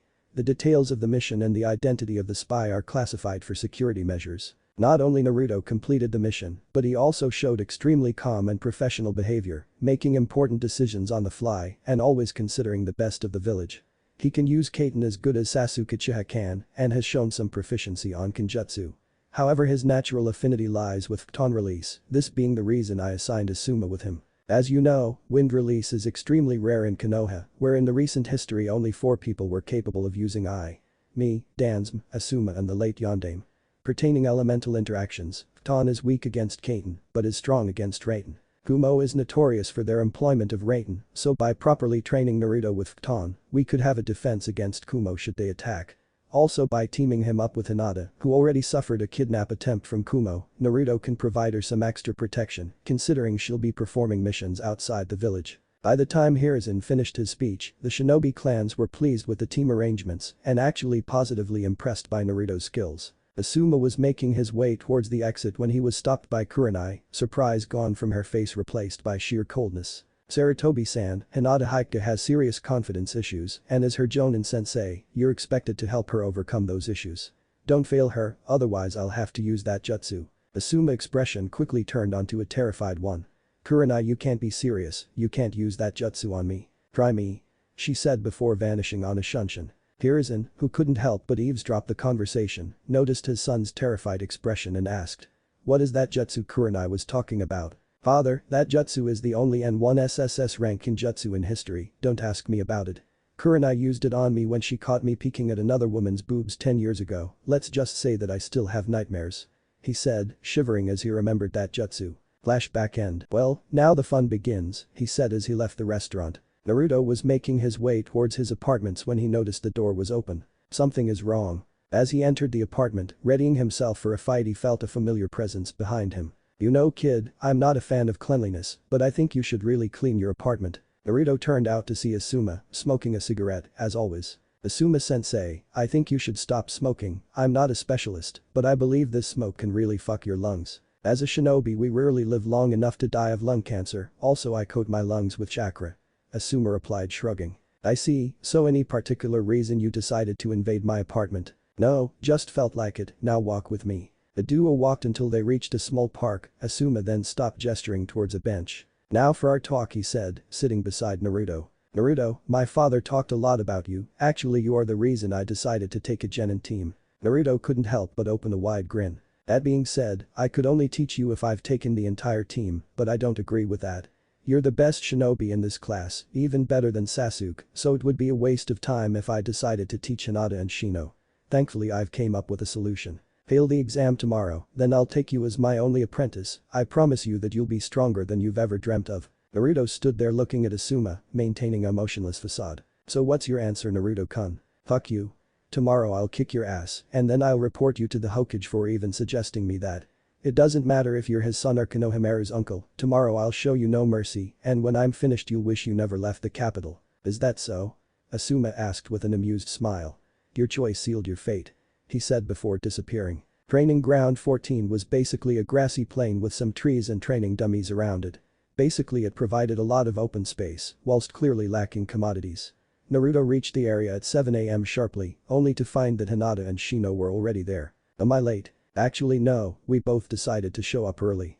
Shino explained. You guys are nervous too, right? The duo just nodded. Naruto proceeded to take his icha from the backpack and started to read it, sitting under a tree. 5 minutes later, clearly bothered by the silence, Naruto decided to rejoin his teammates. Look guys, we really don't know each other well, but right now we need to cooperate. Asuma is strong and as a genin our only shot at beating him is a good strategy and teamwork. I agree, so what we're going to do? Shino asked. Let's get to know each other abilities, I'll start. Unknown to them Asuma was sitting on a tree, watching the conversation. I've seen everything I needed to see. My ability is the use of the Jiken to close. Hinata was interrupted by the sudden appearance of Asuma, who stood there stone-faced and surprisingly not smoking a cigarette. Are you ready to the test? He asked impassively. Naruto looked towards his teammates who nodded to him before responding. Yes we are. Asuma then lit up a cigarette and smiled. You pass, congratulations. What? Was the collective yell of the group. Asuma then lit up a cigarette and smiled. You pass, congratulations. What? Was the collective yell of the group. Simple, you passed my test. What? But how? Naruto asked, still on guard. Let me clarify things for you, yesterday we talked, what I asked of you. To fail the test intentionally so you would take me as your apprentice. I asked this question to each one of you, so when Hinata and Shino refused and you said, in your own words, fuck you, the first part of the test was over. During a mission the enemy, or even a said ally, can approach you with various kinds of offers. Wealth, power, even your own life to give you a few examples. When you refuse personal offers in the favor of the unity of the team, you prove to be real shinobi.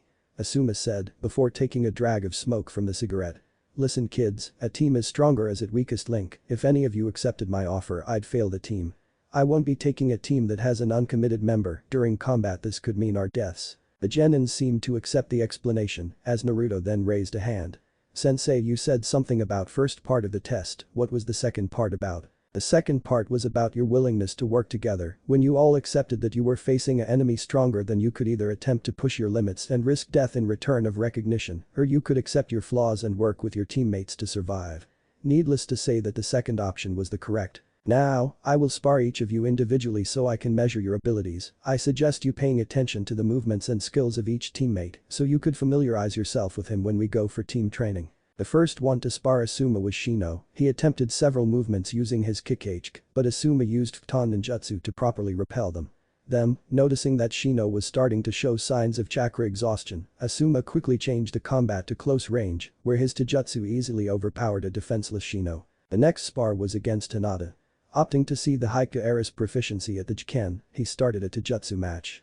Hinata showed to be talented with the Jiken, but Asuma noted that her defensive instance was weak, probably due to Hinata's physical complexion that enhanced her flexibility and speed in exchange for strength and resilience. Observing that it was clear that Hinata wasn't physically able to use the traditional instance of the Haiku, where rigidness was prioritized over the natural adaptability Hinata had. I'll need to talk with Hiashi about this later. However, the spar Asuma was looking forward the most was against Naruto. He heard great things about the boy and was itching to confirm if those are indeed true. Naruto readied himself, analyzing his opponent. His taijutsu is super strong, he uses Futon ninjutsu, so my Kaiten may be able to defeat him. Naruto leapt backwards, adjusting to a mid-range fight before flashing hand signs and calling his jutsu. Kaiten. Enden, fire release. Flame bullet. 5 medium-sized bullets were making his way towards Asuma, who performed the Kaiten. Karak Enden, fire release. Fire Dragon Flame Bullet. The flames turned into 3 fire dragons who dispelled Naruto's flame bullets and charged forward, making Naruto leap upwards to dodge the flames. Too slow. Asuma said, appearing in front of Naruto who, in airborne, could do nothing to evade the punch in the gut. Naruto said, crashing on the ground. Quickly rolling sideways to avoid a axe kick, Naruto performed the Kaiten. Nkakak no Jutsu, fire release. Great fireball technique. Asuma, who didn't had the time to use a jutsu to avoid the fireball, jumped out of the way of the attack, only to be greeted by another Enden right onto his face. Inking onto his feet, he performed a seal-less Kawarimi, hiding into the trees and unleashing a barrage of shuriken towards the genin. Using his natural speed and his acrobatic abilities, Naruto managed to avoid the barrage. Throwing a kunai in the direction where the shuriken came from, Naruto forced Asuma to leave his position, landing in front of Naruto. Your ninjutsu is good kid, now let's see your taijutsu. He said, readying his stance. Naruto nodded before entering a defensive stance. Asuma charged forward, delivering a power blow, hoping to get into Naruto's guard. The genin saw that and opted to dodge instead of parrying or blocking the blow. For the next 5 minutes, they spared Asuma relentlessly attacking and Naruto doing his best to not get hit and looking for any openings that Asuma could provide, but he found none. Flawless, is that what a jonin is like? Naruto was brought out of his musing as Asuma's fist connected to his gut, sending him to the ground.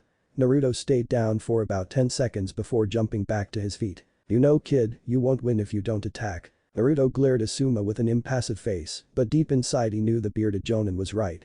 Readying himself, he charged forward, attempting to hit Asuma with leg sweeps and uppercuts. However the jonin was good, and as Naruto overextended a jab, which Asuma easily avoided, the blonde saw his guard wide open and lost the air of his lungs as an elbow strike from Asuma sent him crashing backwards. Asuma could say he was impressed, he wasn't pulling any punches, unlike he did when he sparred Hinata and Shino. He glanced to the boy who was slowly getting up.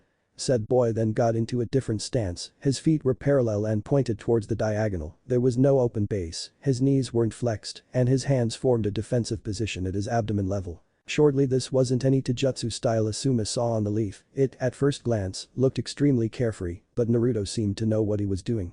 So Asuma charged forward, delivering a telegraph punch to test the genin reaction. Naruto moved his neck, avoiding the punch before giving a kick to Asuma's extended arm. The jonin studied the blonde movements, and he was sure that every martial artist would wince in seeing his movements. Fights like a thug. He thought.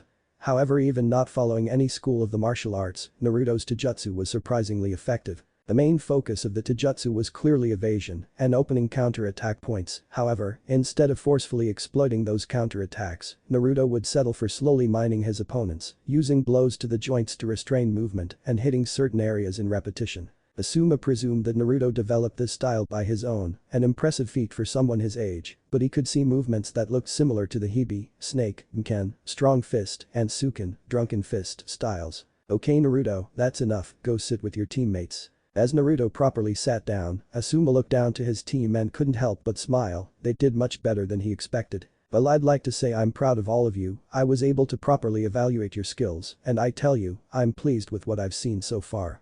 Of course there are some minor things that need work, but if we develop as I expect I dare say that in a month we will be going to our first C-rank mission.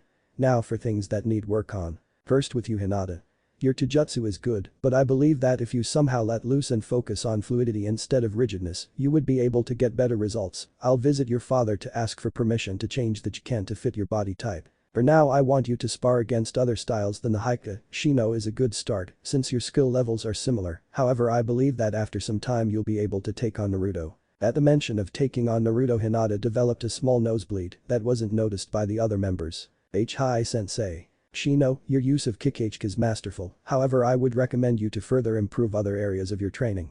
I'd start with taijutsu that is your weak point, but I'd also look at some non-abiram ninjutsu. Okay, finally you, Naruto. I dare to say you are already a chunin level, but you need more versatility and coverage to your ninjutsu. Your taijutsu is a rather intriguing prospect that benefits from the lack of formal direction, however I'd like to help you to add some fundamentals to improve it. Finally, Jinjutsu, well I won't lie to you, your Jinjutsu will never be on the same level as your taijutsu or ninjutsu, you have a good chakra control considering your reserves, but I believe that you'll never get past B-rank Jinjutsu. However you are easily a target for Jinjutsu, so I'll also teach you how to dispel high-level ones. However skill-wise I believe you're the strongest rookie in this year's graduating class, despite of what others try to say. Asuma then proceeded to make a training schedule, he would take in the week to drill the team and teamwork and tactics, also each member would have a day where they would individually work with Asuma, whilst the others sparred against each other and completed personal assignments given by Asuma. Finally the last weekday would be reserved to the team spend in their clan compound, learning their personal techniques, as Naruto didn't had a clan it was decided that he would use this final day to work with Asuma. Weekends were reserved for mild personal training and mainly recuperation, since Asuma assigned individual physical trainings that would be difficult for the first few weeks, considering they were transitioning from academy students to fully fledged shinobi. The trainings would take place in the afternoon, since the team would use the mornings to complete D-ranked missions. During Mondays, Hinata would train with Asuma, Tuesday was Shino's and Wednesday Naruto's. Thursday was reserved for team training.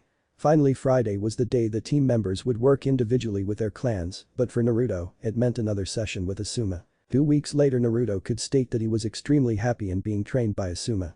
The Jonin always made him work extremely hard, and Naruto knew that it was his obligation to work even harder than expected because he doubted there would be any other Jonin so willing to teach him like Asuma was. Training with the former guardian 3 times per week, as opposed to his team's 2, made him closer to his sensei as compared to his teammates. Asuma was extremely honest and clearly stated that should he fall on a mission, Naruto would have to take the responsibility to keep his team safe. As for training, the guy was a perfectionist. During Taijutsu practice he would make Naruto repeat the same moves 100 times if he believed they weren't good enough. However, Asuma really outshined when teaching Photon nature transformation, his specialty. When Naruto found out about his Photon affinity 2 years ago during training with Abisu, he wasn't very happy. He believed that it would be useless in a village that was famous for his employment of Kaiten, who held a natural advantage against Photon. Boy, he was wrong. It took Asuma 2 hours and a demonstration with his chakra knives to make Naruto idea about the Photon change completely. Now Naruto was extremely glad to have a wind affinity, considering the plethora of uses this nature could have on the battlefield. Naruto's training in Photon manipulation was only beginning, as he had yet to properly cut a leaf using his chakra. Naruto was brought out of his musings when he reached his apartment. Asuma gave the team a day off tomorrow as he was pleased with the team progress. Looking to his coffee table, he noticed the 2 scrolls above it. Kaiten. Correctin, Fire Release. Fire Dragon Bullet and Kage Bunshin no Jutsu, Shadow Clone Technique. Those 2 scrolls were actually forgotten since he had been busy with training after graduation. Naruto knew it wasn't the brightest of the ideas to attempt to use a fire ninjutsu inside his apartment, so he decided to attempt the second scroll. He read the jutsu description that the Hokage provided, a ranking clone technique that was developed by Tobirama Senju. The Nidaime Hokage. This jutsu creates solid clones that would only dispel at the user commands or after being hit.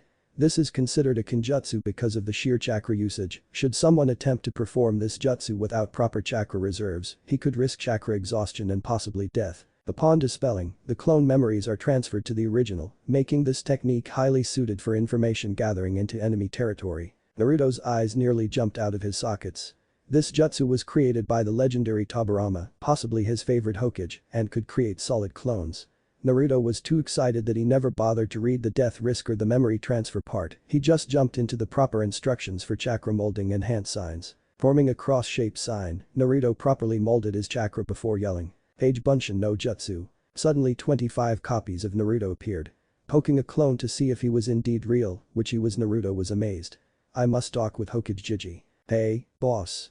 One of the clones called. Yeah? What should we do? With a mischievous grin and a bossy voice he began to give orders.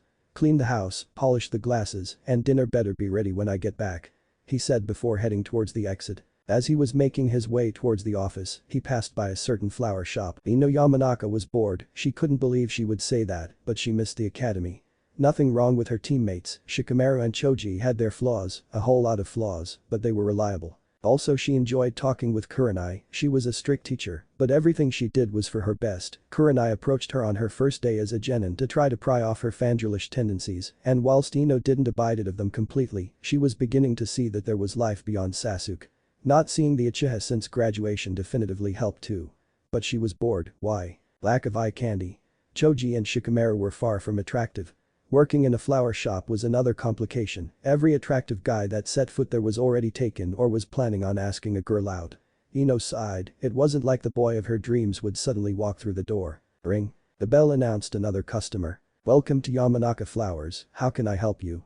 She said, not taking her eyes off the magazine she was reading. I'd like to Ino. Ino jerked her head upwards to just come face to face with Naruto. In Ino's opinion, Naruto was far from ugly, actually when she first saw him 4 years ago at the academy, she thought he was kind of cute. Ino, during the time she was still friends with Sakura, would grade a boy's look. Sasuke obviously was a A+, Naruto by this time was graded by the girls as a B, which was above average, having Kiba, Shino and Choji in the class didn't do any wonders for the average rating.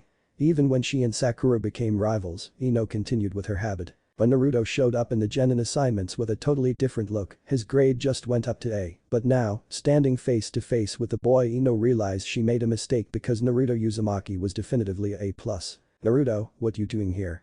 She asked, trying to suppress a blush. Well, I'd like to buy a few potted plants for my apartment to add a bit of green. Oh, I see, anything in particular? No, do you have any suggestion? Yes, I'll show you. Naruto decided to buy a few potted plants, following Ino's recommendations. They talked about lot of things, and Naruto surprisingly enough enjoyed the conversation with a girl that in his own opinion was superficial. So Ino, how are the missions going? Well, D ranks are boring, today we had to chase the daimyo's wife cat, Tora. The demon cat. Naruto questioned with Ino giggling at the nickname. Yes. How long did you take to catch him? 2 hours. 2 hours? Naruto yelled. Yes, is that too much? Ino asked confused by her fellow blonde's sudden outburst. No, is too little, when we chased that demon, Naruto said emphasizing his last word. We took whole 5 hours to capture him, and that damn cat tore my jacket, broke Shino's sunglasses and destroyed Asuma's cigarettes. People say about the Kikbi, but Tora makes it look like a simple bug. Naruto, that's no fun, some of my clansmen died during the attack.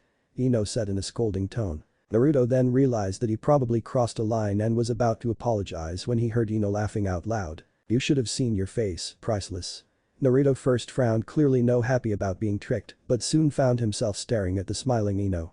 Her smile is pretty, makes you want to protect her. You have a beautiful smile.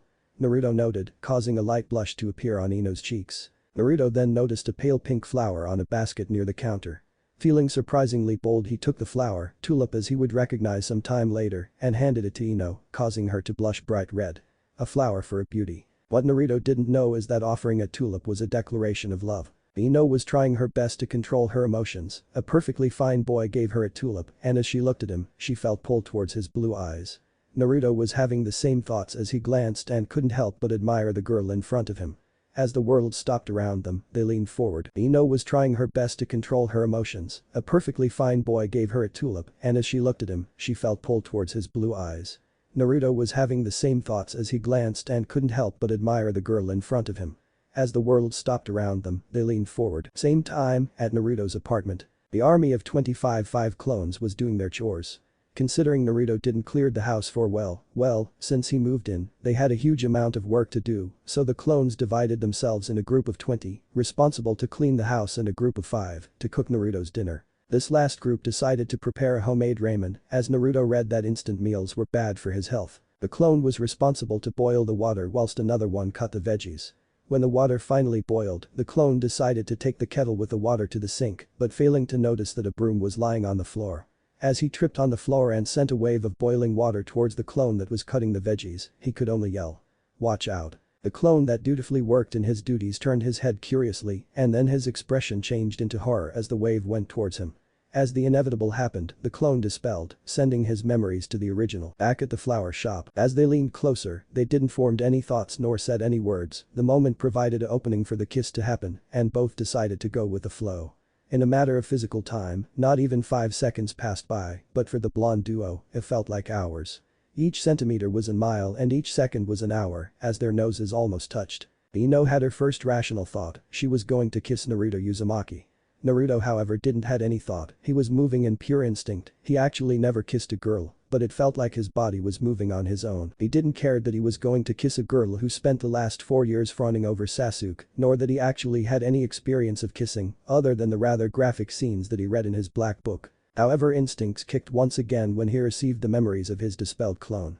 Confused by the unfamiliar sensation, Naruto misread the situation, assuming that the memories were actually happening, so he quickly hugged Ino protectively as he looked around for any signs of danger. After clearing his mind and finally realizing that the memory had something to do with the clones he left at home, he sighed, only to find he was still awkwardly hugging Ino. Releasing the hug, both blondes looked at each other, with blushes evident on their faces. As both of the genins broke eye contact and Naruto decided to end the rather awkward situation. Well, I gotta see the Hokage, goodbye Ino-chan. Shit, did I just say Ino-chan? He said before quickly making his way out of the shop. Goodbye, Naruto-kun. Ino said to nobody in particular, muttering the last part. Before reflexing on what just happened. Naruto and I almost kissed, but I like Sasuke-kun, right?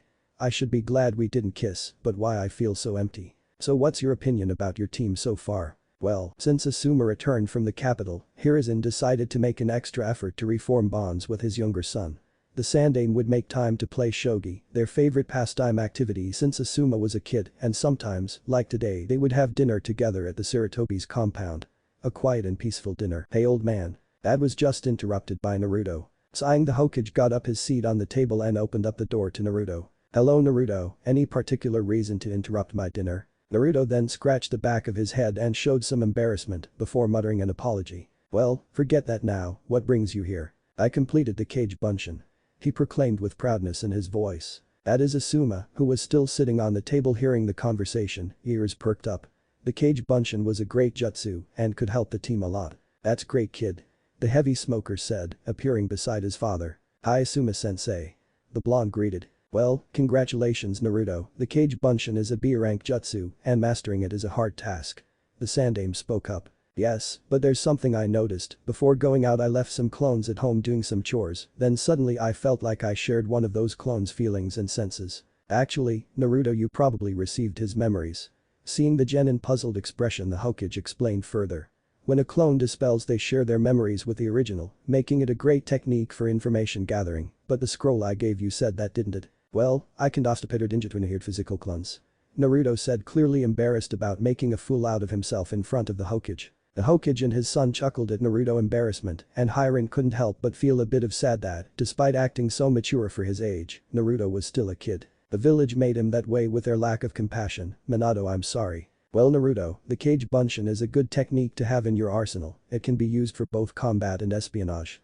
Asuma said. "Also, there's a good usage of the technique for training, although it is only reserved for chakra pool powerhouses like you." "Tell me Naruto, how many clones did you make?" Hiruzen asked. 25, but I was low on chakra." "Well, since clones transfer their memories to the original you can use them to speed up your training." Hiruzen said, chuckling at Naruto's amazed smile. "The level of chakra you put on the clones dictates their durability, although they will always disperse on their being hit. Your concentration also plays a huge role in this, as it can lead to clones performing more complex tasks." Wow Naruto said in awe, before turning to his sensei. "Hey Asuma-sensei, I know you gave me a day off tomorrow, but what about some training camp?" "Well, if I refused you'd keep pestering non-stop, so let's do this, meet me tomorrow at the gates, pack for 3 days, because we're going on a training trip." Naruto met with Asuma at the gates of the village. The Jonin decided that he and Naruto would camp and train onto a mountainous region nearby the village.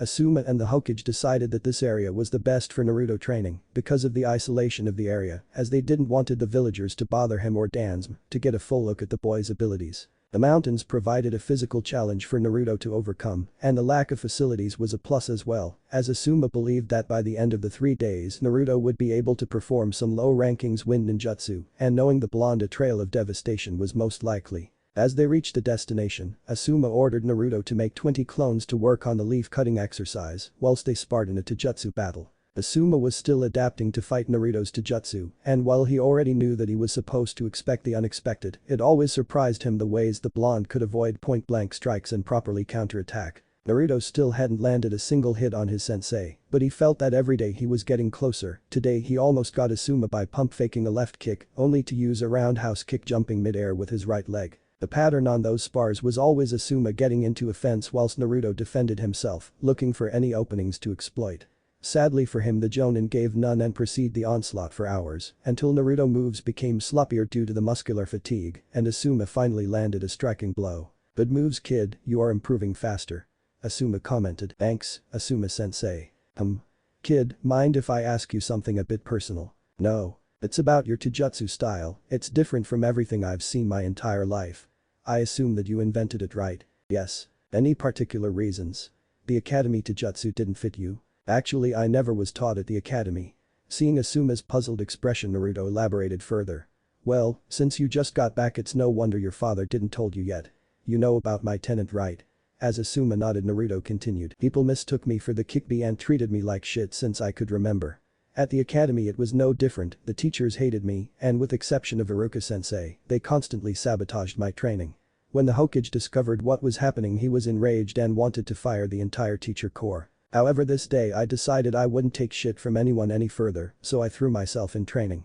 Hokage-sama was kind enough to hire Ibisu to help me with that, however I wasn't content, I wanted more. So I decided that I would show everyone at the academy that I didn't needed them, so I studied harder on my own. As things improved my ego grew bigger and I shamefully admit that I became arrogant to point of purposefully picking fights so I could hurt people. This style I developed because bullies from the academy and some stupid civilians would try gang up on me despite the Anbu vigilance, and since I was so proud of myself, I didn't felt like asking for help every time.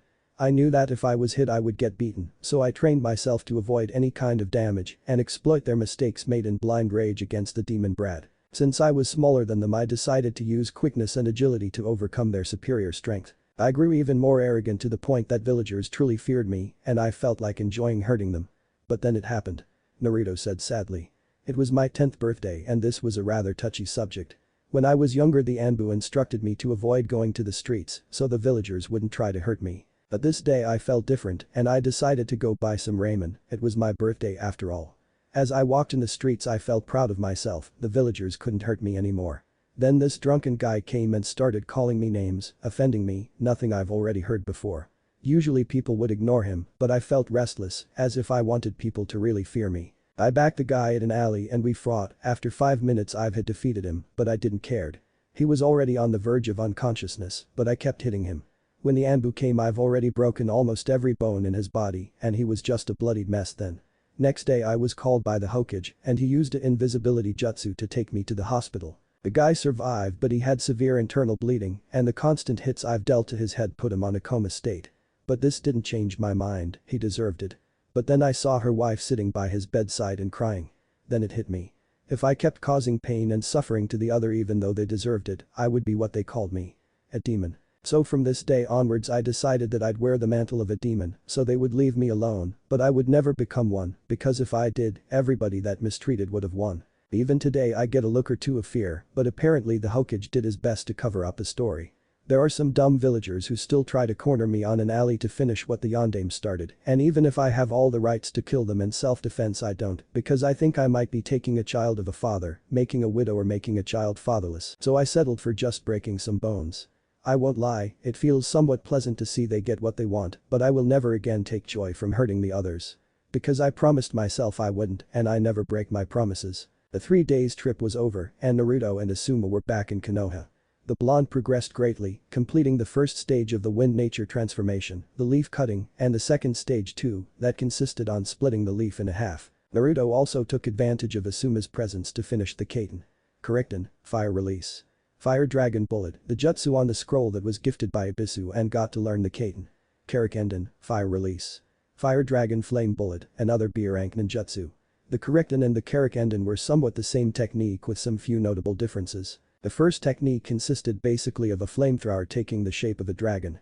The second technique consisted on expelling from 2 to 4 dragons made of fire and controlling them to slam against the opponent, this technique spending more chakra and having a slightly longer range than the first one. However, the most notable change to Naruto's ninjutsu repertoire was finally adding some Futon ninjutsu onto the mix. Asuma taught Naruto C-rank techniques. The Futon. Tatapa, wind release. Great breakthrough, a jutsu that consisted on expelling a gust of wind from the mouth and that with enough power and chakra could go as far as destructing a large tree, and the Futon. Repshim, wind release. Gale palm, that consisted on creating a gale by clapping the user hands together. Asuma promised to teach Naruto some B-rank ninjutsu after he finished the 3rd and the 4th stage of wind transformation, but for now he decided to focus on the rest of its team as he felt that they should progress at the same rate as the blonde Jinchuriki. Naruto totally agreed with that, and whilst working on the 3rd stage of its wind release training, that consisted on cutting a rock by channeling wind-infused chakra in it, he made time to help his teammates improve their own skills. Naruto worked with Shino on developing some cooperation techniques using his newly acquired Futon attacks alongside Shino's Kikage. Naruto and Shino never were close in the academy, however in this 1 month they worked together, they developed a respect for each other. Naruto at first thought of trying to have Shino to open up, leaving his stoic demeanors, but then he realized that he shouldn't try to change people for his liking and made his best to interact with Shino without intruding too much. Hinata was probably the teammate that mostly benefited of Naruto's help. He helped the Hika heiress to improve her Taijutsu, but most importantly her confidence and self-esteem. Hinata was still shy and would stutter when nervous, but didn't acted like she would faint every time she saw him. Naruto knew of Hinata's crush on him and made his best to not hurt the girl's heart by acting oblivious so the Hika heiress could get over him on her own. During his spars with Hinata, Naruto was able to grasp the basics of the Jiken, going as far as bastardize the style to create one of his own so he could improve Hinata's training even further. Naruto started to see his team as family because never in his life he would spend so much time with the same people. He saw Asuma as the closest he had of a father, the Jonin really took interest on him and made sure to teach Naruto as much as he could. His teachings weren't just focused on shinobi skills, but life itself. He would gladly speak of his time serving under the daimyo at the capital and the different parts of the world he got to know. He also told Naruto about his longtime friend Chiriku, a ninja monk that alongside him helped to prevent a coup d'etat against the Hokage. They would constantly play shogi, with Naruto winning 20 matches as opposed to Asuma's 17.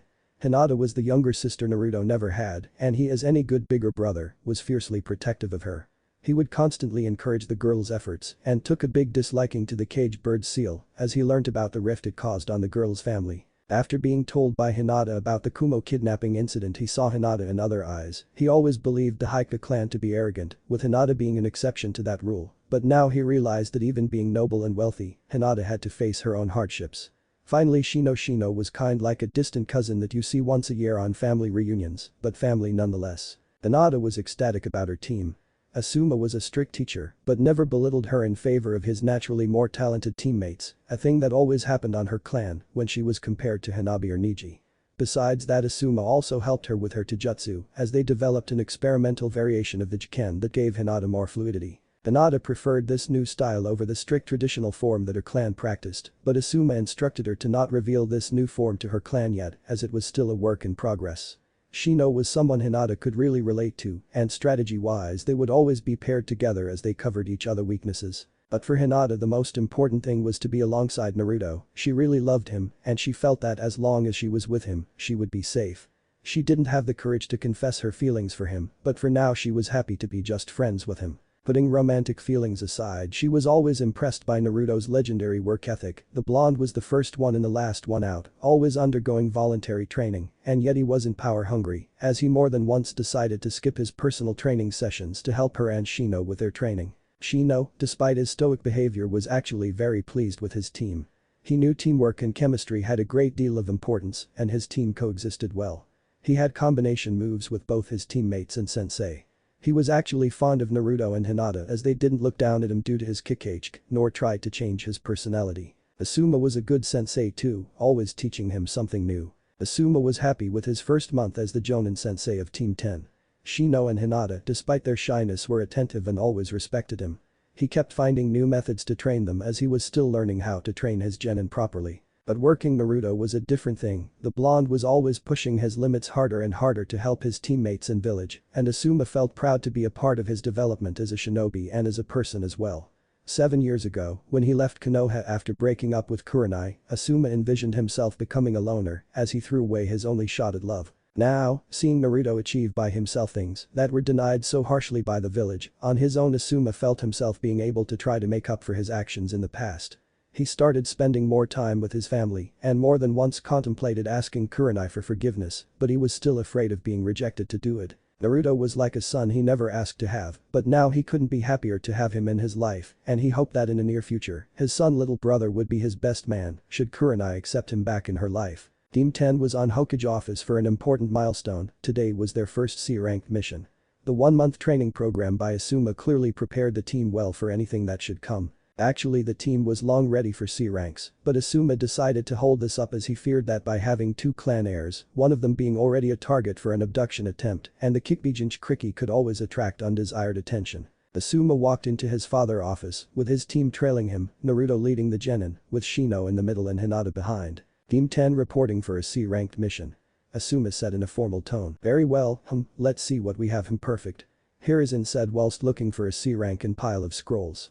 As he opened the scroll, he began to read it aloud. Well, this is a formal mission request by the Merchant Guild of Konoha. Apparently they want a team to head to Tanzaku town to pick some important merchandise and bring it back to Konoha. What kind of merchandise? Asuma asked. Fine silk. Well, we accept the mission.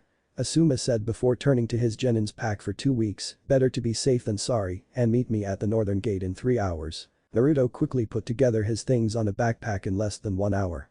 With his free time, he decided to stop by at the Higarashi's weapons to see if his custom-made katana was ready. Naruto didn't focus that much on Kenjutsu training during the last month, but he kept doing the exercises that Yuga Menhei assigned to him, so he felt that having the katana ready for his first mission outside the village was a good idea. As he reached the store, he was greeted by a girl wearing a Chinese-style dress with brown hair styled in 2 buns. Welcome to Higarashi's weapons. How may I help you? The girl asked. Hello, I came to see if the order I placed is ready. Okay, what's your name? Naruto Uzumaki. I'll go check at the storage, feel free to take a look at the products while I'm gone. Naruto then looked around. He had to admit that Higarashi's had an impressive display.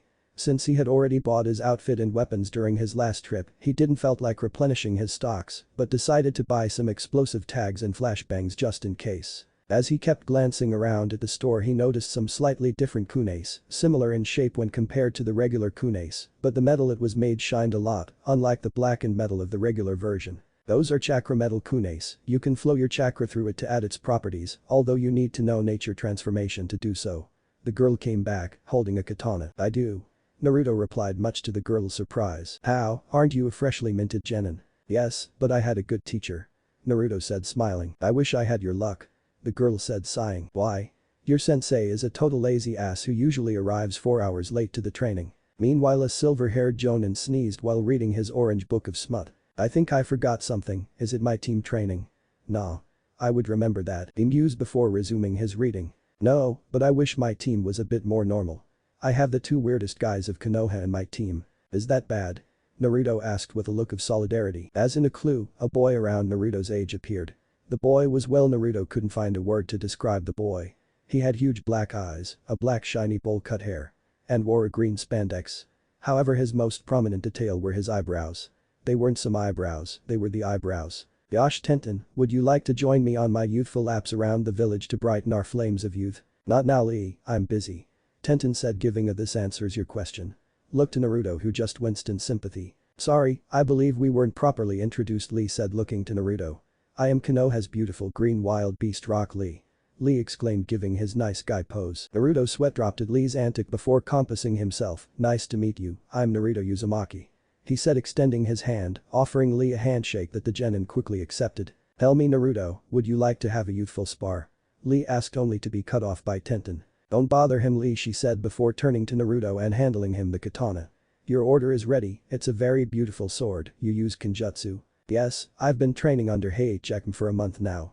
Naruto explained. I see, would you like anything else? Actually yes, I will take 10 explosive tags and 3 flashbangs, also I will buy a set of the chakra metal kunais.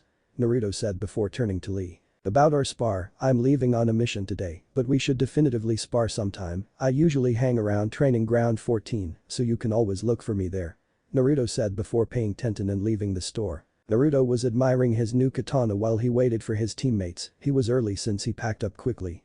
The katana had the traditional shape, the only notable thing being the slightly dark-colored metal the sword was made, being a mid-tone between black and gray. The handle was a simplistic black one, with bronze engravings. Basically a good katana that stood into the effective but not flashy category.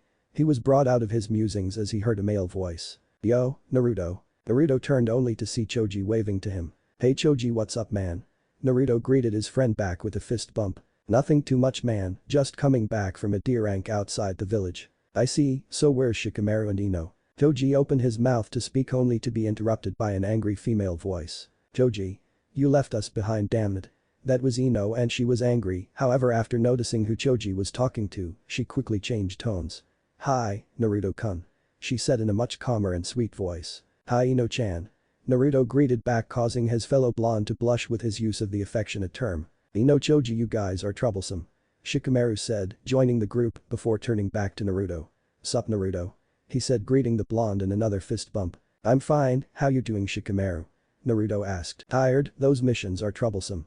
The Nara proclaimed causing the rest of his team and Naruto to sweat drop. Shikamaru, everything is troublesome to you. A raven-haired woman in her mid-20s said. She was extremely beautiful and her red eyes were extremely exotic. And you are? She said turning to Naruto, actually she knew who he was, but she asked him out of formality. Naruto Uzumaki, pleased to meet you. Naruto said offering his hand for a handshake. Nice to meet you Naruto, I'm Kurenaiki, Jonin sensei of Team 8. She introduced herself, shaking Naruto's hand. Hey Naruto what are you doing later? Kurenai said she would treat us to lunch would you mind tagging along? Ino asked please say yes. I'd love to Naruto began causing Ino's face to lit up, but I can't I'm leaving for a mission today.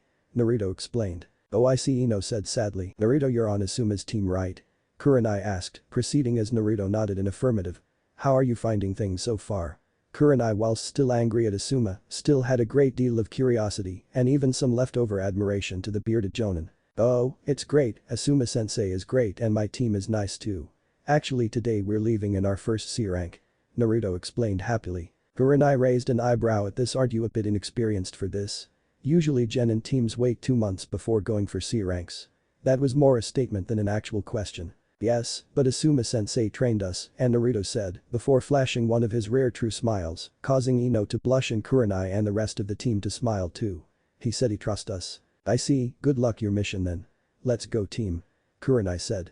Choji and Shikamaru again fist bumped Naruto and Ino, much to her team, and Naruto's surprise gave him a quick kiss on the cheek, causing Naruto to blush, before whispering for him to be careful. The trip to Tanzaku was quite uneventful, as the group didn't had any problems of any sorts. When they reached Tanzaku town the genin were marveled, it was smaller than Konoha but much more vibrant. After helping the Ichirakus and buying his shinobi apparel, Naruto still had about 30,000 rim to spend, so he decided to go shopping. It's not every day that he had the chance to visit a different town. At Konoha civilian merchants would always overprice or even refuse to sell to him. He countered that using his modified version of the henge that made superficial changes instead of casting just an illusion. However, he still disliked buying from the civilians as he would be funding their business. So with his day off, as the silk shop that had the merchandise was already closed, Naruto decided to buy some civilian and some formal outfits, as he might need them sometime. He was making his way towards the shopping district when he stopped dead in his tracks at the side of a casino. Might as well give it a try. Naruto said before entering the building. 1 hour later and 40,000 rim richer, Naruto finally went shopping. He bought some plain civilian clothing and 2 fine yukatas. While still having 50,000 rim to spend he decided to shop for gifts for his team.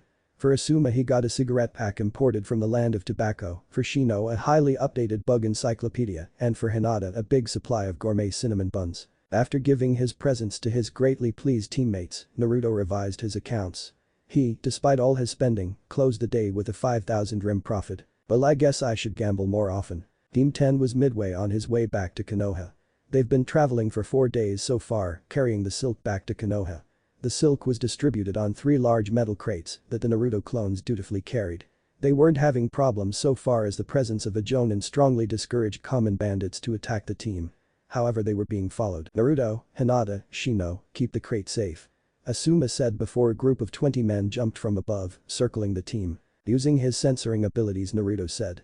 The 4 in front of Asuma are chunin level, the rest is low genin. Well, leave the chunin to me, Hinata, protect the crates, Naruto and Shino, please subdue the others. As the team took their stances the fight begun. Hinata dutifully knocked out 2 bandits that were stupid enough to attack first. Asuma kept the 4 chunin at bay, whilst using an opening to knock one of them out. Meanwhile Shino and Naruto's bug dispersion combo made short work of 8 unaware bandits. As the fight progressed, Team 10 clearly was sailing away as the victors, the crates remained untouched and the genin level bandits were knocked out. Of the 4 chunin, only 1 remained and he was being cornered by Asuma. You know, I may have lost a battle, but I'll win the war. He said, throwing a handful of dirt into Asuma's eyes, temporarily paralyzing the jonin. Then instead of fleeing he charged quickly at Hinata, with full intent to kill. Naruto watched the scene and realized that Hinata wouldn't be able to defend herself in time. He also couldn't get in the way as he lacked speed. Stealing his resolve, he knew he could only do one thing to save Hinata. Getting one of the chakra metal kunes from his pouch, he infused wind chakra onto it before throwing towards the enemy charging at Hinata. The speeded up kunai pierced the enemy neck, leaving a gruesome trail of blood on the ground. The bandit was dead before his body hit the ground as his neck was severed by the attack and his head was almost detached from the rest of his body, courtesy of the wind nature chakra. Asuma recovered to see a paralyzed Hinata looking away from the deceased enemy body, clearly shocked. Shino stood far from his 2 teammates, still shaken by the turn of events and his inability to help his teammates. Finally Naruto was kneeling on the ground staring at the enemy. Asuma deduced that this was his first kill due to his shaking. As Hinata started crying and Shino went to console her. Asuma heard muttering from Naruto. I killed him, I killed him, I killed him, Naruto kept repeating as in trance. Asuma quickly disposed of the bodies with a fire jutsu before glancing at Naruto again. Naruto's clearly shaken by his first kill, I wish I could talk to him now, but we're still on mission. Hey Naruto, walk with me for a second. Asuma said as the team finished reporting the success of its first C-rank mission to the Hokage. Okay, Naruto said in a emotionless tone. It hurt Asuma to see the kids had to kill so early and yet more how killing affected Naruto's confident personality. The duo kept walking, ignoring the hated glares from the villagers. Asuma was beyond angry with the way the boy he began to see as his son was treated, but Naruto didn't seem to care, he was already used to it and still thinking about his first kill. They stopped at the Hokage Mountain Monument, sitting at the Sandaime's head. So, how are you feeling? I killed him, Asuma-sensei, I took a man's life, I perhaps made another innocent kid an orphan like myself. Yes, you killed him, but you liked killing him. No. Naruto said with a weak voice tone. Naruto, we're shinobi, we have to kill, it's part of our job, you did well. But still, I've been unable to sleep for 2 days, every time I close my eyes I see him. I didn't even knew his name. Well, when I first killed I was your age, I threw up and had nightmares for weeks. Feeling sadness for taking a life is what makes us human, not tools. Asuma explained. But still Naruto tried to argument. Naruto, if you didn't intervene Hinata would be dead, so tell me. Who deserved to die? A 12-year-old girl on her first mission outside the village or a bandit who wouldn't feel guilt in killing? Naruto's answer both surprised and made his Jonin teacher proud. Nobody deserves to be killed without having the chance to defend themselves. Asuma smiled at the genin. But the world isn't fair, remember that. He said before taking a pause. The greatest shinobi in history had to kill, but how they handled it made them really special.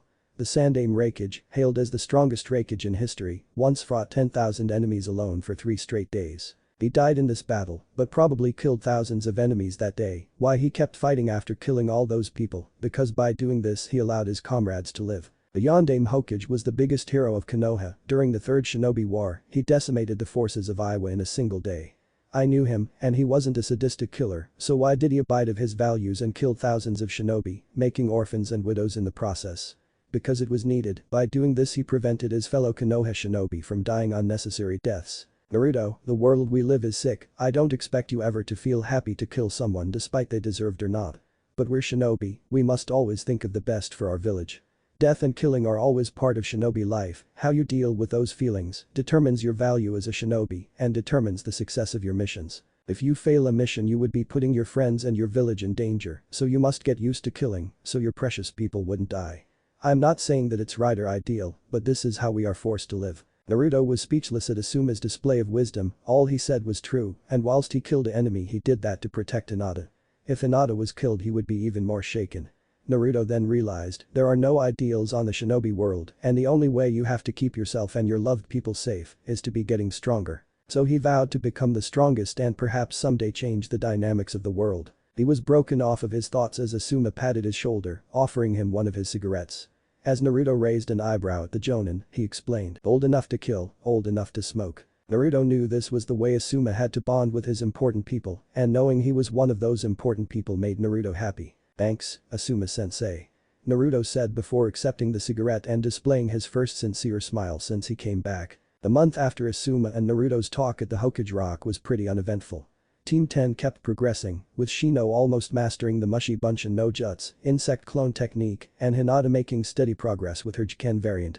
Naruto took some time to help and bond with his teammates. As Shino's technique was an Aburam clan secret jutsu, Naruto wasn't able to help very much, only giving him a few pointers. Hinata however greatly appreciated Naruto's help. Naruto, according to Asuma, was at least low chunin level in Taijutsu, and his natural adaptability in reading other styles and quickly developing counters helped with the defensive part of Hinata's Taijutsu. Besides that, Naruto was able, by analyzing Hinata's Jiken, to develop a bastardized version of her style. Naruto knew that he would never be able to use it in an actual combat as he couldn't see the opponent's Tenketsu, but this was useful with Hinata's training as she was keeping her new style a secret from her clan. Naruto himself developed greatly as he used his new shadow clone method to multiply his progress. He completed the 3rd stage of the Futon manipulation and was now, by Asuma's words, a accomplished Futon user. Asuma kept his promise and taught Naruto a B-rank jutsu. The Futon. Shinkyoku, wind release. Vacuum sphere. The jutsu name was very self-explanatory. By expelling Futon chakra through his mouth, the user fired vacuum projectiles at his opponent, causing fatal damage. Asuma explained to Naruto that despite the sphere in his name, the Futon Shinkyoku can be released in cylindrical shape as well, covering a bigger directional range, but losing potency and some reach. After the 3rd stage there was no other formal stages, but Asuma suggested an exercise where Naruto should cut the flow of a river using wind nature chakra in his palms. Naruto managed to cut a river and now was working in cutting a waterfall. However, during the last few weeks Naruto set aside his Futon training to focus on his Taijutsu with Asuma. Seeing that Naruto's flexibility and adaptability were both the strongest and weakest points of his Taijutsu, Asuma worked in adding few of his own defensive moves to the style, whilst keeping Naruto's acrobatic and unconventional moves and evasions. The result was a completely new style. The Suraken, slicing fist. The key component of this new style was incorporating Asuma's chakra blades in it, giving Naruto a literal cutting edge above his opponents. The chakra blades were Asuma's personal present to Naruto after he learned that the boy never celebrated his birthday because of the fox hunts the village organized. Naruto explained that whilst he could defend himself he would usually stay at home sleeping as he felt that during this particular day, the shinobi and civilians would be even more susceptible to hostile attempts against him and he didn't want it to get his few precious people, like the Ichirakus and Konohamaru, in it. Asuma was extremely angry with the villagers' behavior and promised that Naruto would never ever need to hide during his own birthday again. The Shuriken was a still work in progress, as Naruto had still to master the fundamentals of Asuma's training and had yet to properly perform the hien, flying swallow, that would be the style's main offensive weapon, as the extended edge of the knives could easily surprise the opponent. During this 1-month period Naruto took an interest for non-smut books and began to read them. Upon one of his diggings at the Hokage library, he found an old storybook about shinobi clans. Much to his surprise, he found out that the Uzumaki was a clan in Yuzashigakure. Questioning the Hokage he learned that Yuzashigakure and Konohagakure had an extremely close relationship with Mito Uzumaki being the Sandaime's wife, also the Uzumaki and Senju being distant blood relatives, and finally with the Uzumakas, providing much of Konoha's barrier ninjutsu and Kenjutsu. The Hokage also explained that the Uzumaki clan symbol was emblazoned in most of Konoha's Chunin and Jonin outfits as a symbol of friendship between the two villages. Naruto briefly remembered studying about Yuzashigakure in the academy's history classes, but the Uzumaki name was never mentioned, probably due to the extremely professional teachers that didn't know the difference between a kunai and a scroll, as Naruto often called them. This knowledge prompted Naruto to do a mass sweep on all the available history books Konoha had. After some book grinding with the help of the shadow clones, Naruto discovered that Yuzashigakure was famed for its Kenjutsu, being destroyed by a joint attack of Kiri, Iwa and Kumo that feared their alliance with Konoha. Naruto was, of course, sad in knowing that his ancestors' village was destroyed by a coward act like that, despite not doing actually anything to deserve their hate. In his mind Naruto also made a relation of his and Yuzashigakare's histories as similar ones. As both him and the village were hostilized by things that actually weren't under his control. The younger Naruto would probably have sworn to avenge his clan's village, but the matured Naruto knew better. Avenging Yuzashigakure wouldn't rebuild the village, nor bring back the people that were killed in his downfall. Also this happened at least 30 years ago, before the start of the Third Shinobi World War, and if he attacked any of those villages, he would be dooming people who had nothing to do with Yuzashigakare's destruction with death.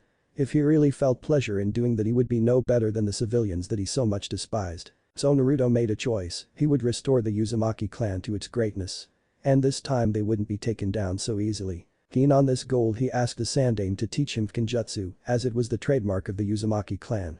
The Hokage explained that his duties made him unable to properly focus on Naruto, but explained that his pupil, Jiraiya of the Sannin, would be coming to Konoha shortly. He would ask him to teach Naruto. In order to cut Jiraiya's work, Hiruzen gave Naruto calligraphy books, which would be the base of his Kenjutsu, as it required perfect writing, and a basic scroll on Kenjutsu that covered basic concepts like sealing scrolls and explosive tags. Needless to say that after this Naruto pretty much isolated himself from the outer world and diligently worked in his calligraphy, only leaving his apartment to training and his traditional FNRF, Friday night ramen fun. Despite his diligence and his sheer amount of clones, Naruto, due to his several trainings and studies, wasn't able to attend any more Kenjutsu practices with Hade.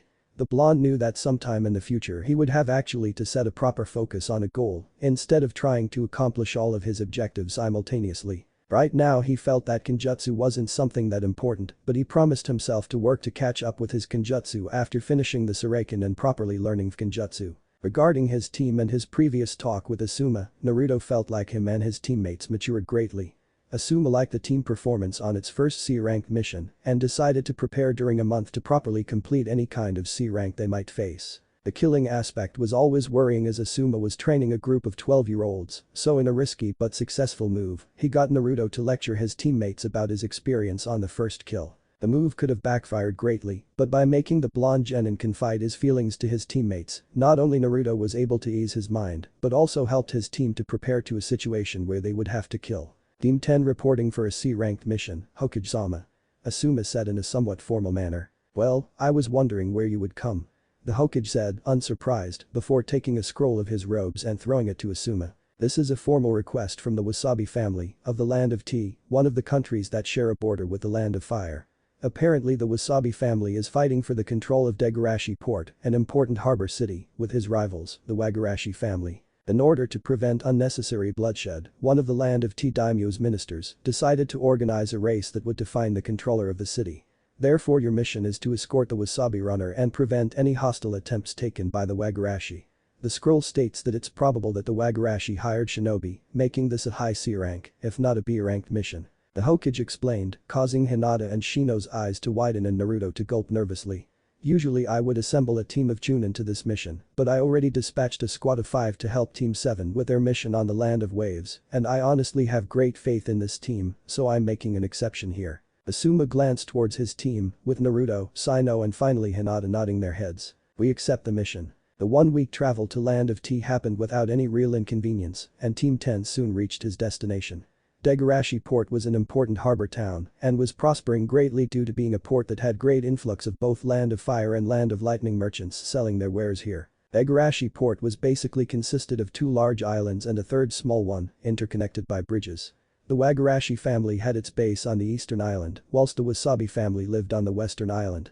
In the third and smaller island that housed the Todoroki shrine, an important landmark of the town. The Wasabi estate was rather big, putting on Konoha standards Naruto would bet that it rivaled the Akimichi estate, the third biggest in the village, losing to the Haika and Uchiha compounds.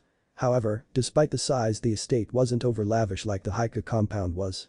Of course it was luxurious, but it didn't cross the line of being superfluous. The team was eagerly received by Jirmchen Wasabi, the patriarch and founder of the Wasabi family.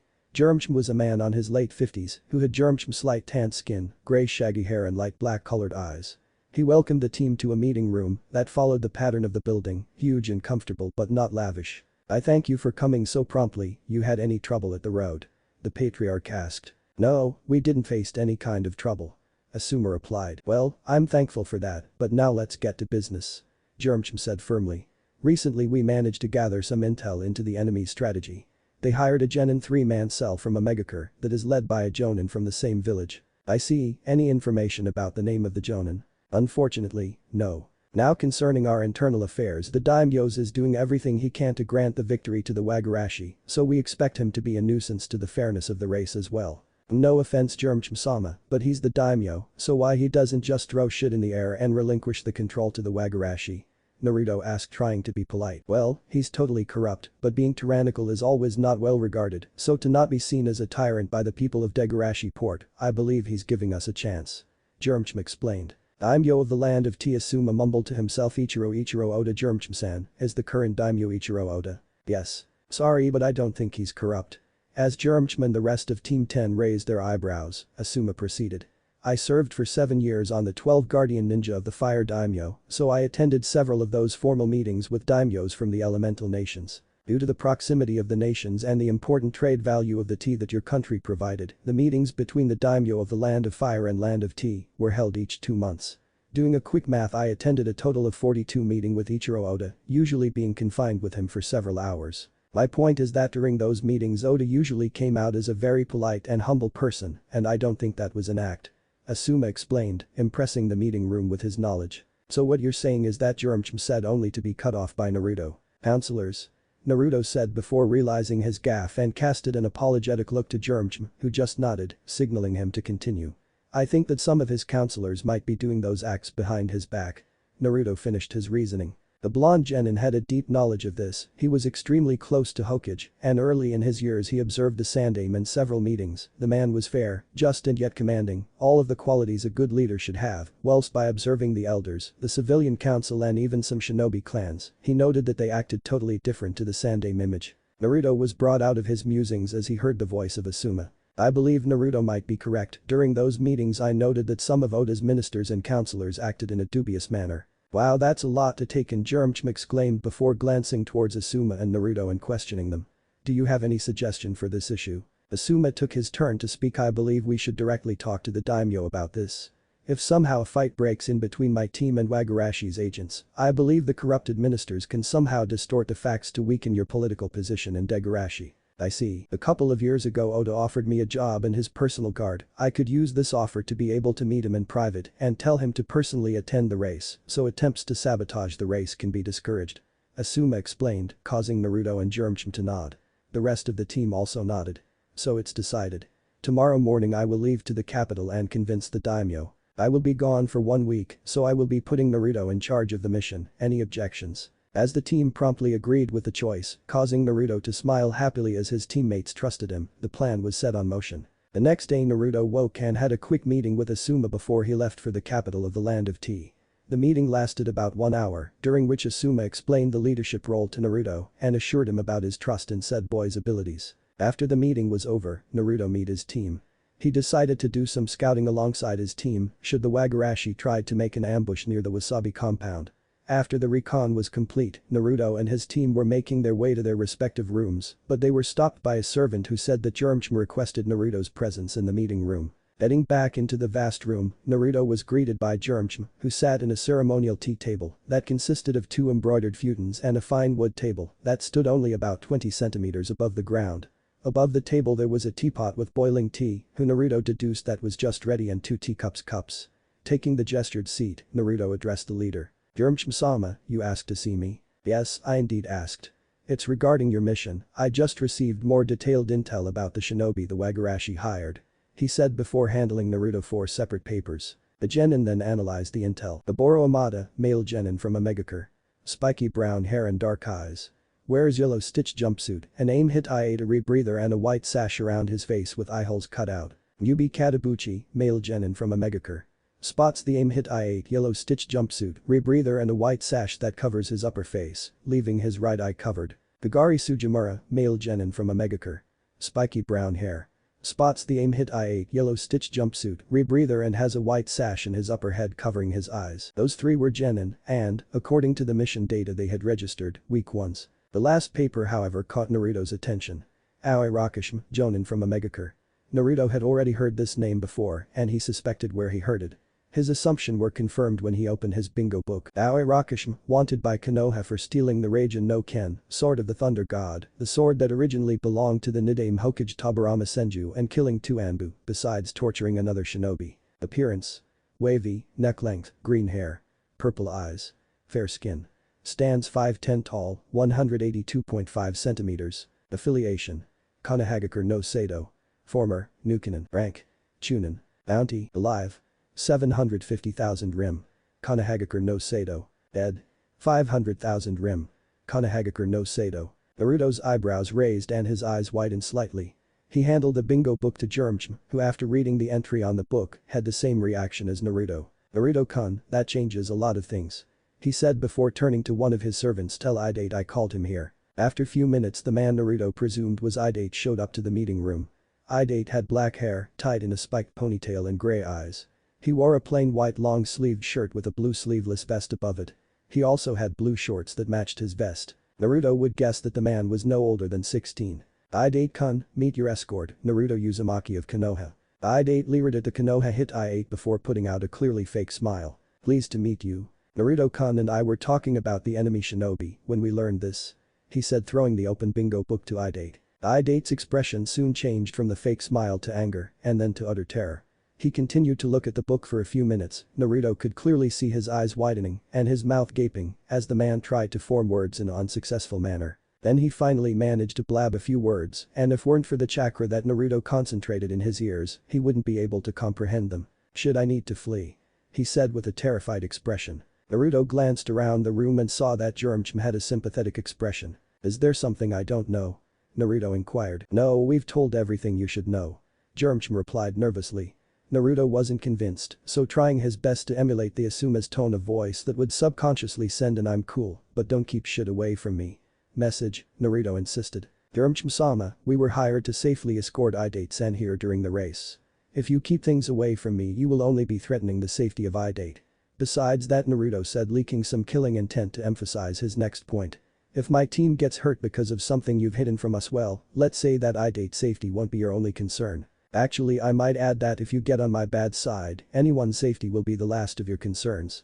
Naruto said in a serious and somewhat darker voice, before shifting again to a fake cheerful tone. So I'm going to ask again, there's something I don't know. You see, Jirmchim replied nervously before glancing towards an equally terrified Idate, who nodded. Idate-kun here was a shinobi of Konoha once he developed only to be cut by Idate's voice. It's my story. I believe I should be the one to tell him. I was a genin of Konoha, but I failed the Chunin exams with my team and because of some rules, we failed and forbidden of taking part of another Chunin exams. I was outraged, but then my academy instructor said that if I managed to steal the Raijin no Ken and a forbidden scroll, I would be acknowledged with the rank of Chunin. I did as he told, but he betrayed me and almost killed my brother. After that I had to flee Konoha and live as an outlaw. Until Germchim-sama took me under his wing at the Wasabi clan. Needless to say that this academy instructor name is Aoi Rakashima. I said in a mix of sadness, anger and most of all fear. I see, if you're worried about me ditching you to Konoha, you have my promise that I won't do anything. Now what I really want to know is about Rakashima's skillset. Is there anything that makes him stronger? When he taught me at academy he was a regular instructor, he was good with throwing weapons, but nothing above average. But now he has the Raijin no Ken, and this sword makes him invincible. How so? Naruto asked curiously. It's a chakra blade, so he can perform jutsu with them, besides it was once wielded by the Nidaime, what ensures the quality of the sword. Well, now we only have to make sure he won't be able to use the blade then. Naruto said confidently before getting up. I'll give my team those reports. During the next 4 days the team escorted Idate while he trained for the race. Naruto had to admit that the former shinobi was extremely fast, would easily defeat him in a race, a notable feat as Naruto recognized himself at the top tier regarding speed when compared to other academy graduates. Those 4 days were extremely tense because Naruto knew that word of his team arrival would come to the Wagarashi and they would probably attack soon. Naruto during those 4 days was secretly worried, he didn't had much information of the Raijin no Ken sword, but by the quick description Idate gave him he knew that he would face some serious trouble. Naruto, when strategizing with his decided that in case of an enemy attack, Shino and Hinata would handle the genin, whilst he would face Aoi Rakashima alone. The team obviously protested as they didn't wanted to see him fighting alone against a Jonin opponent, but Naruto remembered that if he went to fight the genin team alongside them, Idate would be vulnerable, and if he decided to engage Aoi with his team help, he would be putting them on harm's way and still leaving Idate vulnerable. The team was escorting Idate back from his training run near a cliff, surrounded by sea when Naruto felt 4 chakra signatures trailing them. They're here. He said before turning to Shino. Shino, you're now the leader. You and Hinata should escort Idate to safety, I will engage Aoi here. Shino just nodded before taking off, leaving Naruto alone. Not even a minute later, the enemy shinobi showed up. Look what we have here boys. The kid's playing the hero. Go after the target, I'll kill him in a very painful way. Aoi said grinning. Naruto stared at the 3 aimed genin leaving the forest towards the direction Shino and Hinata went. Please be fine, guys. Naruto thought to himself before turning towards his opponent and entering battle instance. I must say or you're very brave or you're very stupid to face a Jonin alone like that. Idate commented causing Naruto to chuckle. I'd say I'm a bit of both. Naruto said, unsheathing his katana and holding it in a reverse grip. Well, don't worry, when I'm finished people only will see the fool in your lifeless body. Aoi said before unsealing an umbrella and throwing it upwards. Gyaro Senbon shower. The thrown umbrella started to rotate quickly and released a rain of Senbon covering all directions. Ton. Datapa, wind release. Great breakthrough, Naruto called before breathing a gust of wind that affected the Senbon directed towards him. Taking the opening Naruto rushed forward. Mikazuki no Mai, dance of the crescent moon, then the blonde Jinchuriki jolted in a burst of speed, creating after images in the process and penetrating Aoi's guard. Aoi used a kunai to block a point-blank range attack on his front. To his surprise, Naruto just vanished before jumping from behind with his katana in a slicing motion. With quick reflexes Aoi did a backflip and used his umbrella that was strapped on his back to block the incoming strike. Having failed his offensive Naruto quickly withdrew to a mid-range distance where he felt more comfortable. Aoi noticed this. Oh, you're not running away. He said before throwing the umbrella that he used to block the katana strike above and yelled. Gyaro Senbon shower. This time the umbrella had even more Senbon, which had a purple color and rotated faster. Naruto narrowed his eyes. Is that poison? This time it is also spinning quicker too. I won't be able to deflect them like I deflected the others. The Jinchuriki then used the cross hand seal to form 2 clones, which propelled the original upwards. Then the real Naruto flashed the tiger, ox, dog, rabbit and snake hand signs consecutively and started to spin wildly. Ton. Kaiten Datapa, wind release. Rotating great breakthrough. The original Naruto used the momentum he got from the clones to increase his rotation speed and released his jutsu in a manner that could provide a uniform shield around him. It was his very own personal form of defense. The new jutsu worked perfectly as he repelled all of the Senbon. Landing on his feet Naruto glanced to the clearly impressed Aoi and once again took the offensive. Kaiten. Karakenden, fire release. Fire dragon flame bullet. Naruto then manipulated his chakra into 2 flame dragons, whom charged towards Aoi. The Nukenin responded with his own jutsu. Suiten.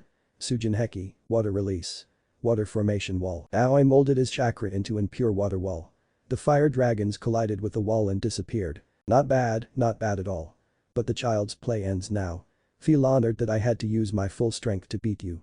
Aoi said, before drawing a swordless hilt from his belt. The hilt was aqua blue, and his design resembled a vajra. As Naruto raised his eyebrow in question, Aoi snarled and began to channel chakra into the hilt. Then yellow lightning started to come off from the hilt and started to take form of a sword. Raijin no Ken, the sword you stole from Konoha. Weaklings like Konoha shinobi had no use for a sword like that. With this sword I am invincible. Aoi said in an arrogant manner. Well, my sensei says that a sword is as good as its swordsman. Today I'm finally going to see who's right. Naruto said, unsheathing his katana again. Aoi took the initiative, closed distance with the genin, and started to attack him with horizontal slashes. Naruto opted to dodge the strikes rather than engaging the jonin in a clash of swords. Naruto's small frame finally paid its benefits as the genin was able to dodge the first wave of attacks easily but wasn't able to find any opening for a counterattack. After being initially outmaneuvered by the Jinchuriki, Aoi started to throw more incisive attacks and with increased speed. As he faked a horizontal attack to Naruto's torso, the genin prematurely propelled his own body backwards, giving the renegade the opening he needed as he brought his sword in a diagonal upwards attack. As the attack was coming from his left, Naruto could only extend his katana that he held in his right hand to timely block a would-be fatal strike to his chest. But then Naruto felt a numbing sensation in his right arm, which slowly propagated to the rest of his body. Naruto then cursed his stupidity. The Raijin no Ken is a Raiten chakra blade. Metal conducts electricity, it's like I've put my finger in a power plug. An extremely potent power plug that certainly has more than 220 volts. Naruto then did the only possible thing he could do, drop the katana. As he did that, the numbing sensation became less extreme but was still present. Aoi got the best of his reflexes and threw a left-handed punch on the genin's stomach that rocketed Naruto backwards. Aoi took the chance to kick the katana. Naruto dropped out of the cliff and to the sea. Bastard, that katana was expensive, 10,000 rim. Naruto said, getting up and coughing a bit of blood from the punch. I can't be hit by that sword again and I can't just dodge strikes. Pton is strong against Raiten, but I doubt I can create enough distance to fire a Pton. Shinkjoku, wind release. Vacuum sphere. To keep things worse, my arm keeps trembling from that strike earlier. If I could only prevent him from using the sword. Then an idea came up to Naruto's mind. Man, I'm a genius or idiot, maybe a bit of both. Naruto mused, grinning inwardly and quickly developing his plan. As Aoi walked towards him, Naruto got up and picked a kunai from his holster using his right hand. Gotta see how useful my arm is right now. Throwing the kunai, Naruto was surprised as he felt all the numbing go away. The kunai reached a remarkable speed and emitted electricity before getting Aoi off guard and slicing his right biceps. That was Raiten chakra. I have 3 elemental affinities. Naruto pondered, surprised by the development of the fight. Bastard. I'll get you back for this. Aoi yelled. Anyway, I have to check this with Asuma-sensei and Hokage later. Right now I only have 1 strike. Naruto then withdrew the 2 chakra knives that Asuma gave him as a present. He readied himself before jolting towards Aoi, ready to end the fight, for better or worse. As he charged forwards, he could only clearly see Aoi thrusting the Raijin no Ken towards his heart, but in a somewhat slow motion. It seems that the Raiten-infused attack had some effect on him. Naruto now crossed the imaginary line. He knew that after passing this point, there was no way to dodge the sword. He then infused chakra into his knives and directed his left one in a diagonal strike towards Aoi's right forearm, whilst he raised his right knife hand into the renegade's open guard, targeting his exposed neck. Naruto realized that he wouldn't be able to reach his target and poured chakra into his knives. Again, flying swallow. Naruto felt a hit landing on him and the sound of something landing on the ground, then he felt his vision fading and knew no more. The remnants of Team 10 speeded towards where Naruto engaged the enemy. With Shino's Kikage and Hinata's Byakugan, they easily subdued the enemy and managed to return unharmed Ide to the Wasabi estate. They were surprised to meet Asuma halfway through as the bearded Jonin managed to convince the T-daimyo to attend the race and, worried about his team, managed to be back earlier. Hinata had her Byakugan activated the entire time as she was extremely worried about her longtime crush. When Hinata loudly gasped before fainting, Asuma and Shino knew something was not right and the Jonin promptly caught the passed out Haika heiress. Shino, full pace ahead. The bearded Jonin said, not worrying a bit about hiding the concern out of his voice. In those 2.5 months he trained Team 10, he began to see Naruto as a friend and truly a son in all but blood, so if anything happened to the blonde genin when he was out he wouldn't forgive himself. The team sprinted for more 3 minutes before they reached the scene. Naruto laid in a sea of green and red. The green came from the grass that covered the cliff. The red was blood. Asuma then glanced further, to the source of the blood. The dead corpse of Aoi Rakashima, or what remained of it. His head laid in a corner, separated from the rest of the body.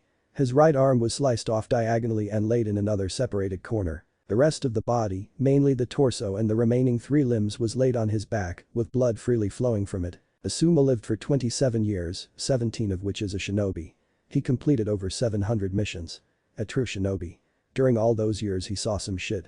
And hailed by his experience, Asuma looked at the scene. Now, that's some fucked up shit. He even felt a lump rising his throat and had to control his urge to vomit. The ever-stoic Shino Aburam didn't had the same force and promptly got to his knees and started to throw up. Asuma kneeled to check Naruto's condition. The blonde genin was a bit pale and probably took a slash at his left ribsage. The attack didn't reach any vital points and the Kyuubi had already healed the cut. Asuma could only tell that Naruto was hit as he noticed the cut at the boy's clothes. Naruto suddenly opened his eyes and saw Asuma kneeling beside him with a passed out Hinata in his back.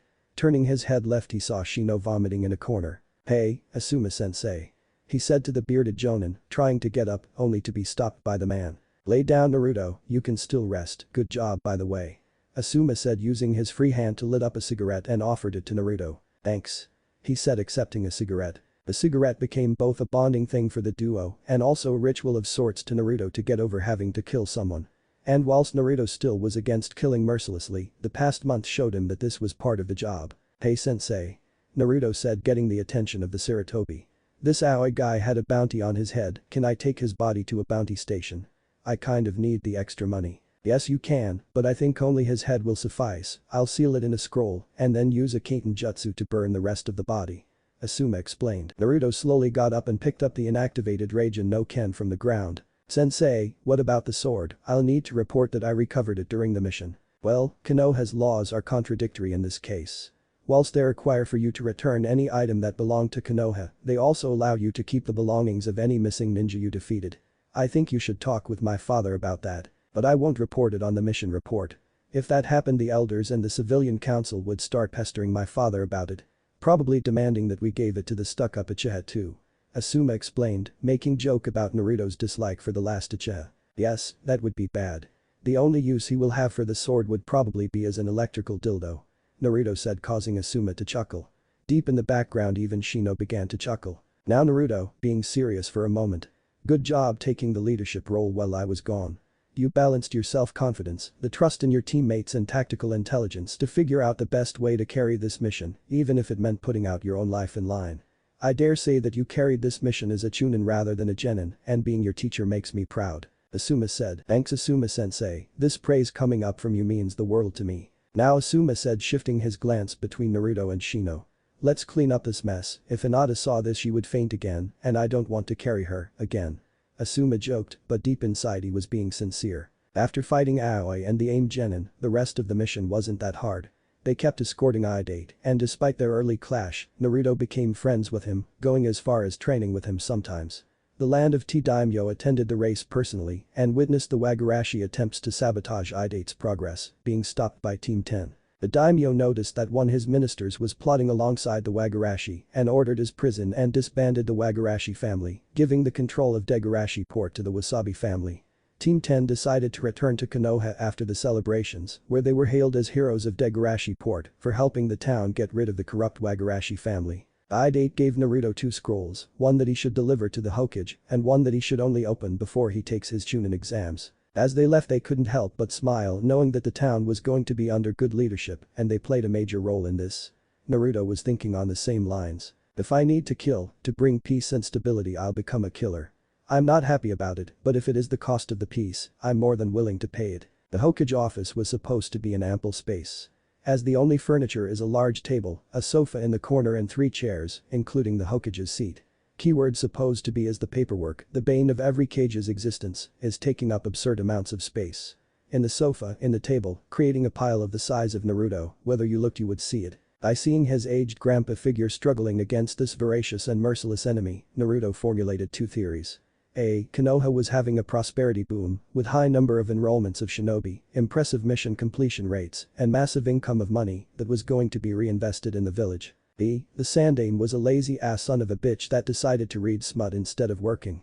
Naruto would bet his ever-increasing money balance that the correct assumption was choice B. The helpless Hokage then glanced at Team 10 and quickly shifting his focus back to the accumulated paperwork he said, "I see you completed your mission, go to the mission reception desk to receive your payment." Asuma nodded to Shino and Hinata, who took their leaves and once again spoke to his father. "Father, something important happened at the mission." The Hokage knew that if his son would actually ask to talk to him about something, he should pay attention. He stopped working and glanced to his son and then Naruto, deducing that Naruto contributed to whatever happened at the mission. "You have my full attention. Naruto, do the honors." Without saying a word, the blonde Jinchuriki took 3 scrolls from the pouch he had strapped on his right waist. The Hokage identified 2 of the scrolls as sealing scrolls and the third one as a regular one. Naruto then took one of the sealing scrolls, opened it up on the ground and kneeled, pumping chakra on the scroll. A puff of smoke appeared signaling the activation of the scroll. The Hokage then glanced at the unsealed object. A severed head. Green, wavy hair, probably died by beheading as his mouth and eyes were still open. Green hair, purple eyes, then it clicked. "Is that?" Naruto cut the Hokage. "Yes, Aoi Rakashima, missing nin from Konoha. He was leading a team from AIM, I clashed against him and managed to kill him. Asuma burnt the rest of the body as only his head was needed to claim the bounty." He explained with a clear tone before opening a grin. "Now I believe that you owe me 500,000 rim. And you will be paid." Signaling for a hidden Anbu to appear, he took the scroll, handed it to the operative. "Take this to the T&I department, see if Inoichi Yamanaka can check his brain for some info." The Anbu nodded, taking the scroll and vanishing. "Naruto, if you defeated him perhaps," he began, only to be cut again. "I'd like to have full privacy for the next subject." The Sandaime nodded before ordering all his hidden Anbu soldiers to leave the room. The Uzumaki then took the second sealing scroll, this time opening it on the small available spot in the table. The unsealed scroll then revealed a aqua blue Vajra hilt. Naruto took the hilt in his right hand before channeling chakra in it. The result was instantaneous, a saber of bright yellow electricity appeared from the hilt. Unlike when his previous owner wielded it, the saber was more physical, also emitting more energy. "I was able to retrieve the Raijin no Ken," Naruto began, ironically now being cut by the Hokage. "And you want to keep it?" The smut-loving Hokage concluded, causing Asuma, who quietly watched the conversation, to chuckle and Naruto to face fault. "Am I that easy to read?" Naruto asked embarrassedly. "A little bit." The Sandaime replied with an amused smile. "Now for your previous question, the Raijin no Ken is an heirloom of the Senju clan, so I can't officially give it to you.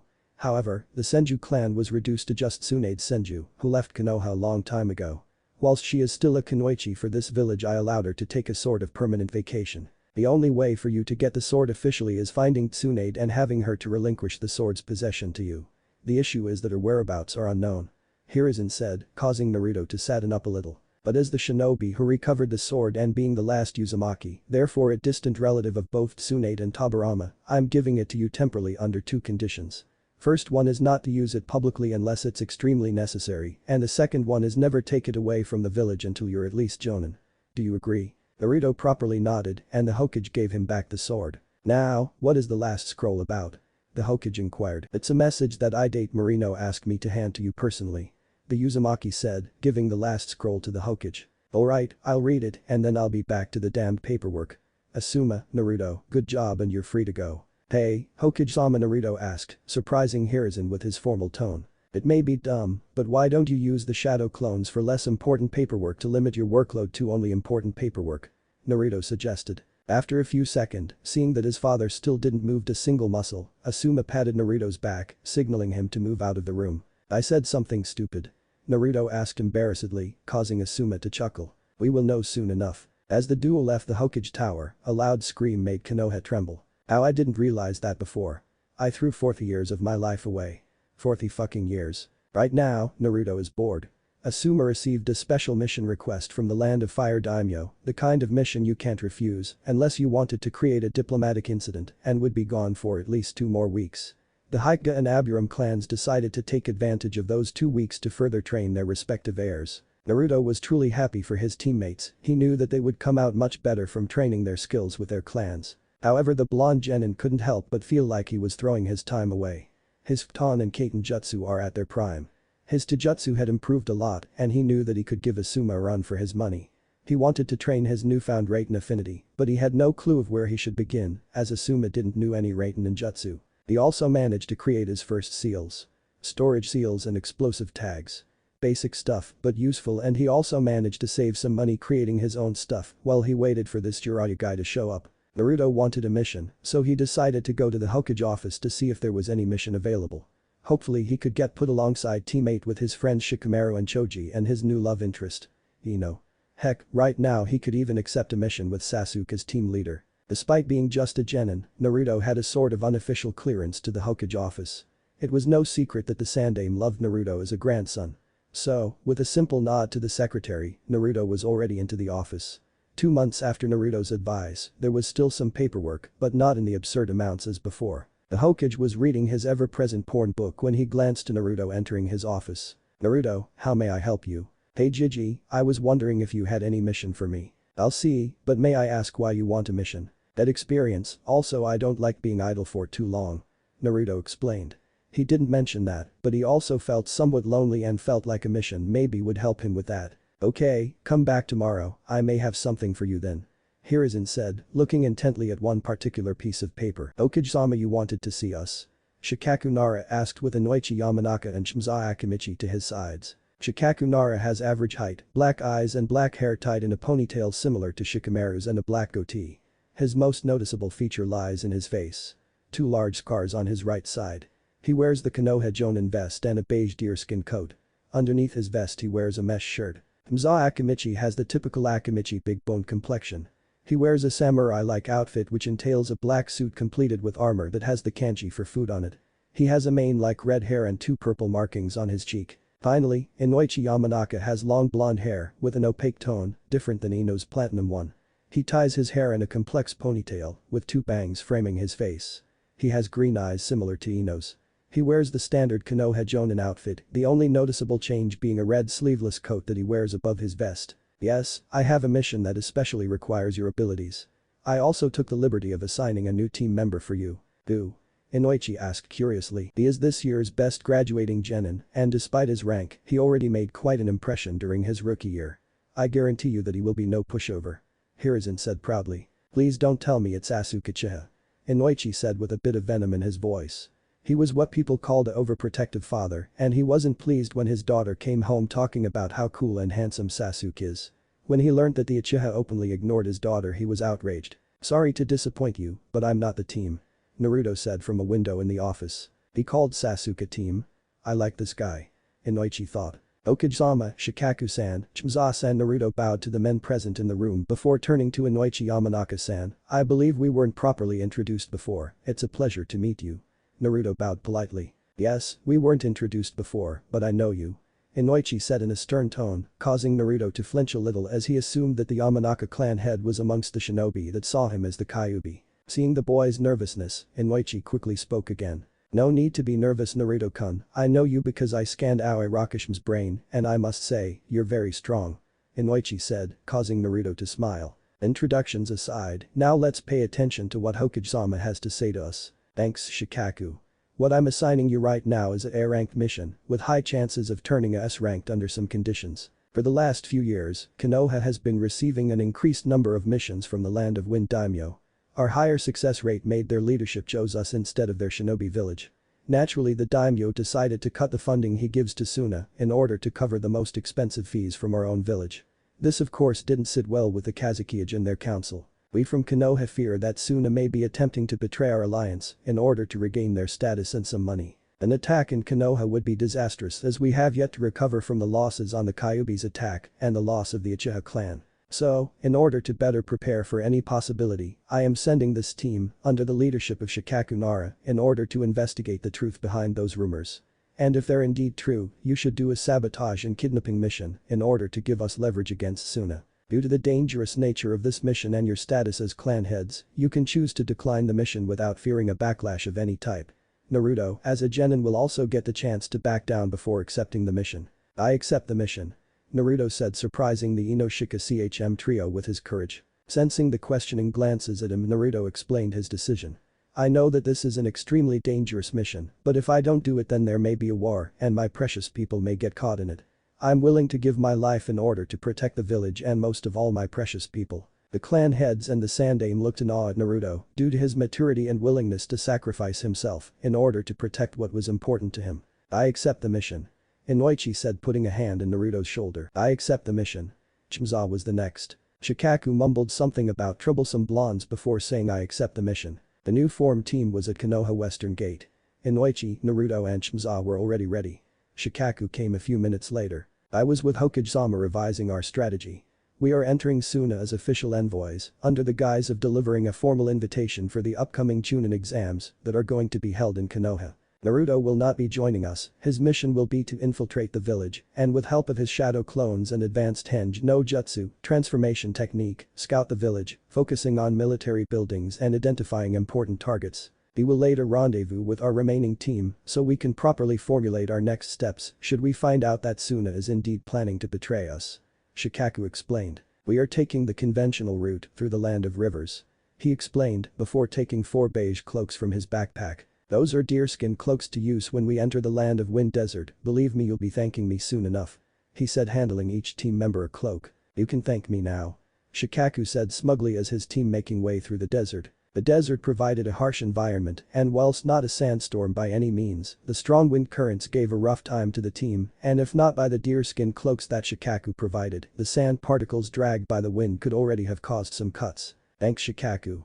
The rest of team said in unison with a less than excited tone. Naruto, I've meaning to ask you something. Inoichi said, drawing Naruto's attention. Shoot it. Naruto said informally. Naruto's first impression of Inoichi was proven wrong, as the Yamanaka clan head proved to be very nice to him. He even offered to teach Naruto some censoring exercises when he learned that he had a bit of censor ability. You mentioned earlier that you already knew Shikaku and Shimza before, may I ask how? I was in the same academy class as Shikamaru and Shimjai, you know. I've been skipping class and sleeping during class with these guys for years. Naruto said chuckling. Sometimes I would stop at the Nara compound to play shogi with Shikamaru, so I was bound to meet with Shikaku-san sometime. The same applies to Chimza-san, I, every once in a while, would be invited to the Akimichi restaurants by Chimjai. So I also got the chance to meet Chimza-san. I see, what about my Inohaime? Are you her friend too? Naruto bowed his head a bit to hide the small blush on his cheek as he remembered his relationship with Ino. He saw Ino as a very pretty girl during the academy, but never really talked to her. Ino didn't openly despise him, what in his head was already a plus. But as Ino was so keen on chasing Sasuke around, she never had the time to talk with anybody else, she even ended her friendship with Sakura because both girls liked the Uchiha. However everything changed before graduation, as Ino was put in a different team than Sasuke, it was expected her to get over him a bit. What Naruto didn't expect was for him to almost kiss Ino this night at the flower shop.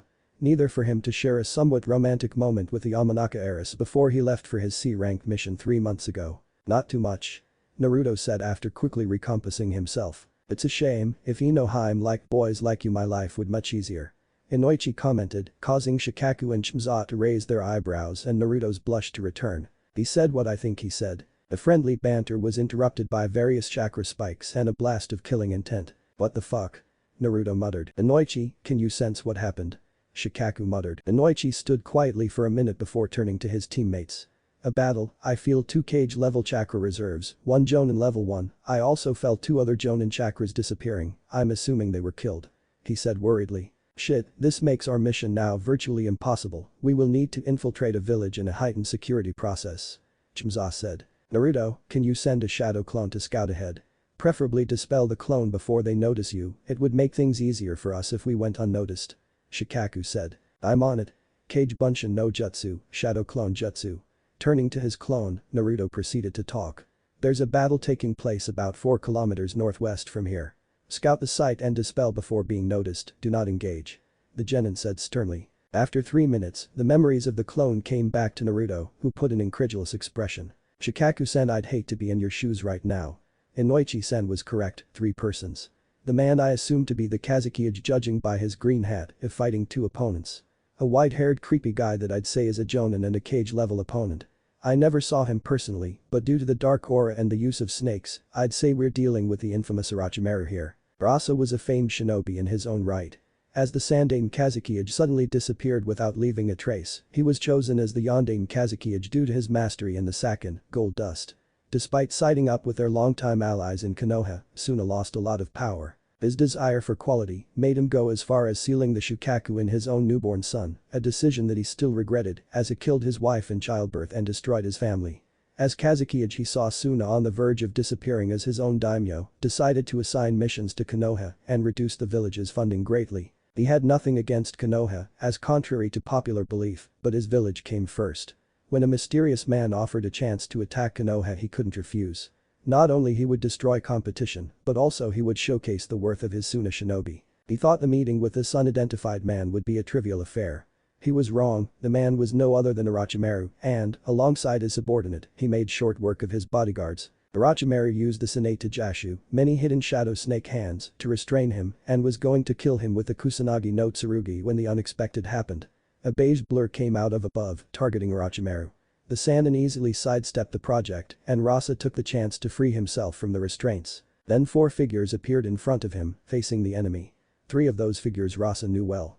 Shikaku Nara, Inoichi Yamanaka and Shimza Akimichi, the Inoshika CHM trio. Nearing the end of the Third Shinobi World War, Rasa escorted the trio to a meeting with Iwa, where they would deliver the peace treaty. Rasa's skills saved the Inoshika CHM that day. The 4th figure was a boy, judging by his height, he was 12, the same age as Gaara. The boy had blonde hair and alongside the rest of his teammates wore a beige cloak. We're even now Kazuki Dono. Shikaku said. We will talk about debts later, now let's take care of Orochimaru. Rasa said. Naruto, you and Inoichi should take Orochimaru's subordinate. We will take care of Orochimaru. No. Naruto said, surprising Shikaku. The Inoshika CHM strength lies in teamwork, the main goal here is to defeat Orochimaru, so you guys need full power to do so. I'll take his subordinate alone. Naruto and Inoichi tried to argument but was stopped by the genin. Don't worry Inoichi-san, I won't be taken down easily. Fukuku, it seems that the boy wants to fight with you, Kamimaro-kun. Orochimaru said with his naturally creepy voice. I'll show no mercy. Kamimaro said, before turning to Naruto. My name is Kamimaro Kagaya, remember that, because it's the last thing you'll see alive. Kamimaro had shoulder-length pale white hair, green eyes, 2 scarlet dots on his forehead and shaved eyebrows. He wore a kimono that was left open, revealing a seal of sorts in the base of his neck. Teshi Senden, 10-finger drilling bullets, Kamimaro said before propelling his finger bones towards Naruto in great speed. Taken aback by the peculiarity of the technique, Naruto had to think on his feet and created a shadow clone to help him avoid the projectiles. This guy uses bones as weapons. I'm assuming that those aren't just regular bones, so I'm keeping things at mid-range. Payton. Karakenden, fire release. Fire Dragon Flame Bullet. The fire dragons were strengthened by the desert weather and charged at Kamimaro. The Itagakure shinobi had to jump mid-air to evade the jutsu, giving an opening for Naruto to launch another attack. Ton. Shinkyoku, wind release. Vacuum sphere, the second attack managed to hit Kamimaro. Naruto smirked as he knew that being hit by a technique of this level would weaken the opponent greatly. To his surprise, when the dust cleared, Kamimaro, despite some cuts in his forearms, looked completely fine. Looks like I'm in for a long fight. Naruto thought before preparing his next jutsu. During the next 20 minutes, the fight maintained the same pattern. Naruto would use a combination of ninjutsu to land a hit on Kamimaro, but the hit would always be almost totally absorbed by Kamimaro's manipulation of his bones. Naruto noticed 2 things about his opponent. His bones were definitively thicker or denser than the normal ones, so engaging into jutsu was highly dangerous. However, despite being sure that his hits didn't cause any sort of serious damage, Naruto saw that his opponent was acting like he was tired and had something restraining his movements. It could have been the previous fight or a counter effect of relying on bone manipulation. Naruto was sure that he only lasted that long in this fight as the opponent was dodging his strikes instead of properly engaging him. Kamimaro also had his own thoughts. The last Kagaya lived to serve Orochimaru, and he knew that Orochimaru deserved nothing short of perfection. 2 months ago, he started to feel ill, but he brushed it off as a regular illness. Right now as he fought the Konoha genin, he was sure that this was no normal illness. If he kept on the defensive, Orochimaru would see his faults and would render him as useless. Steeling himself from the pain that he felt in his body, he started to grow bones at his knees, elbows, back and palm of his hand. It's over for you. Yanagi no Mai, Dance of the Willow. Kamimaro then took the offensive and attacked Naruto with palm thrusts. The genin from Konoha, who specialized himself in evasion, was able to dodge the first set of strikes easily, only to be surprised by knee strike that would certainly pierce him if he didn't manage to parry it using his chakra knife. The onslaught continued, with Naruto barely avoiding life-threatening hits.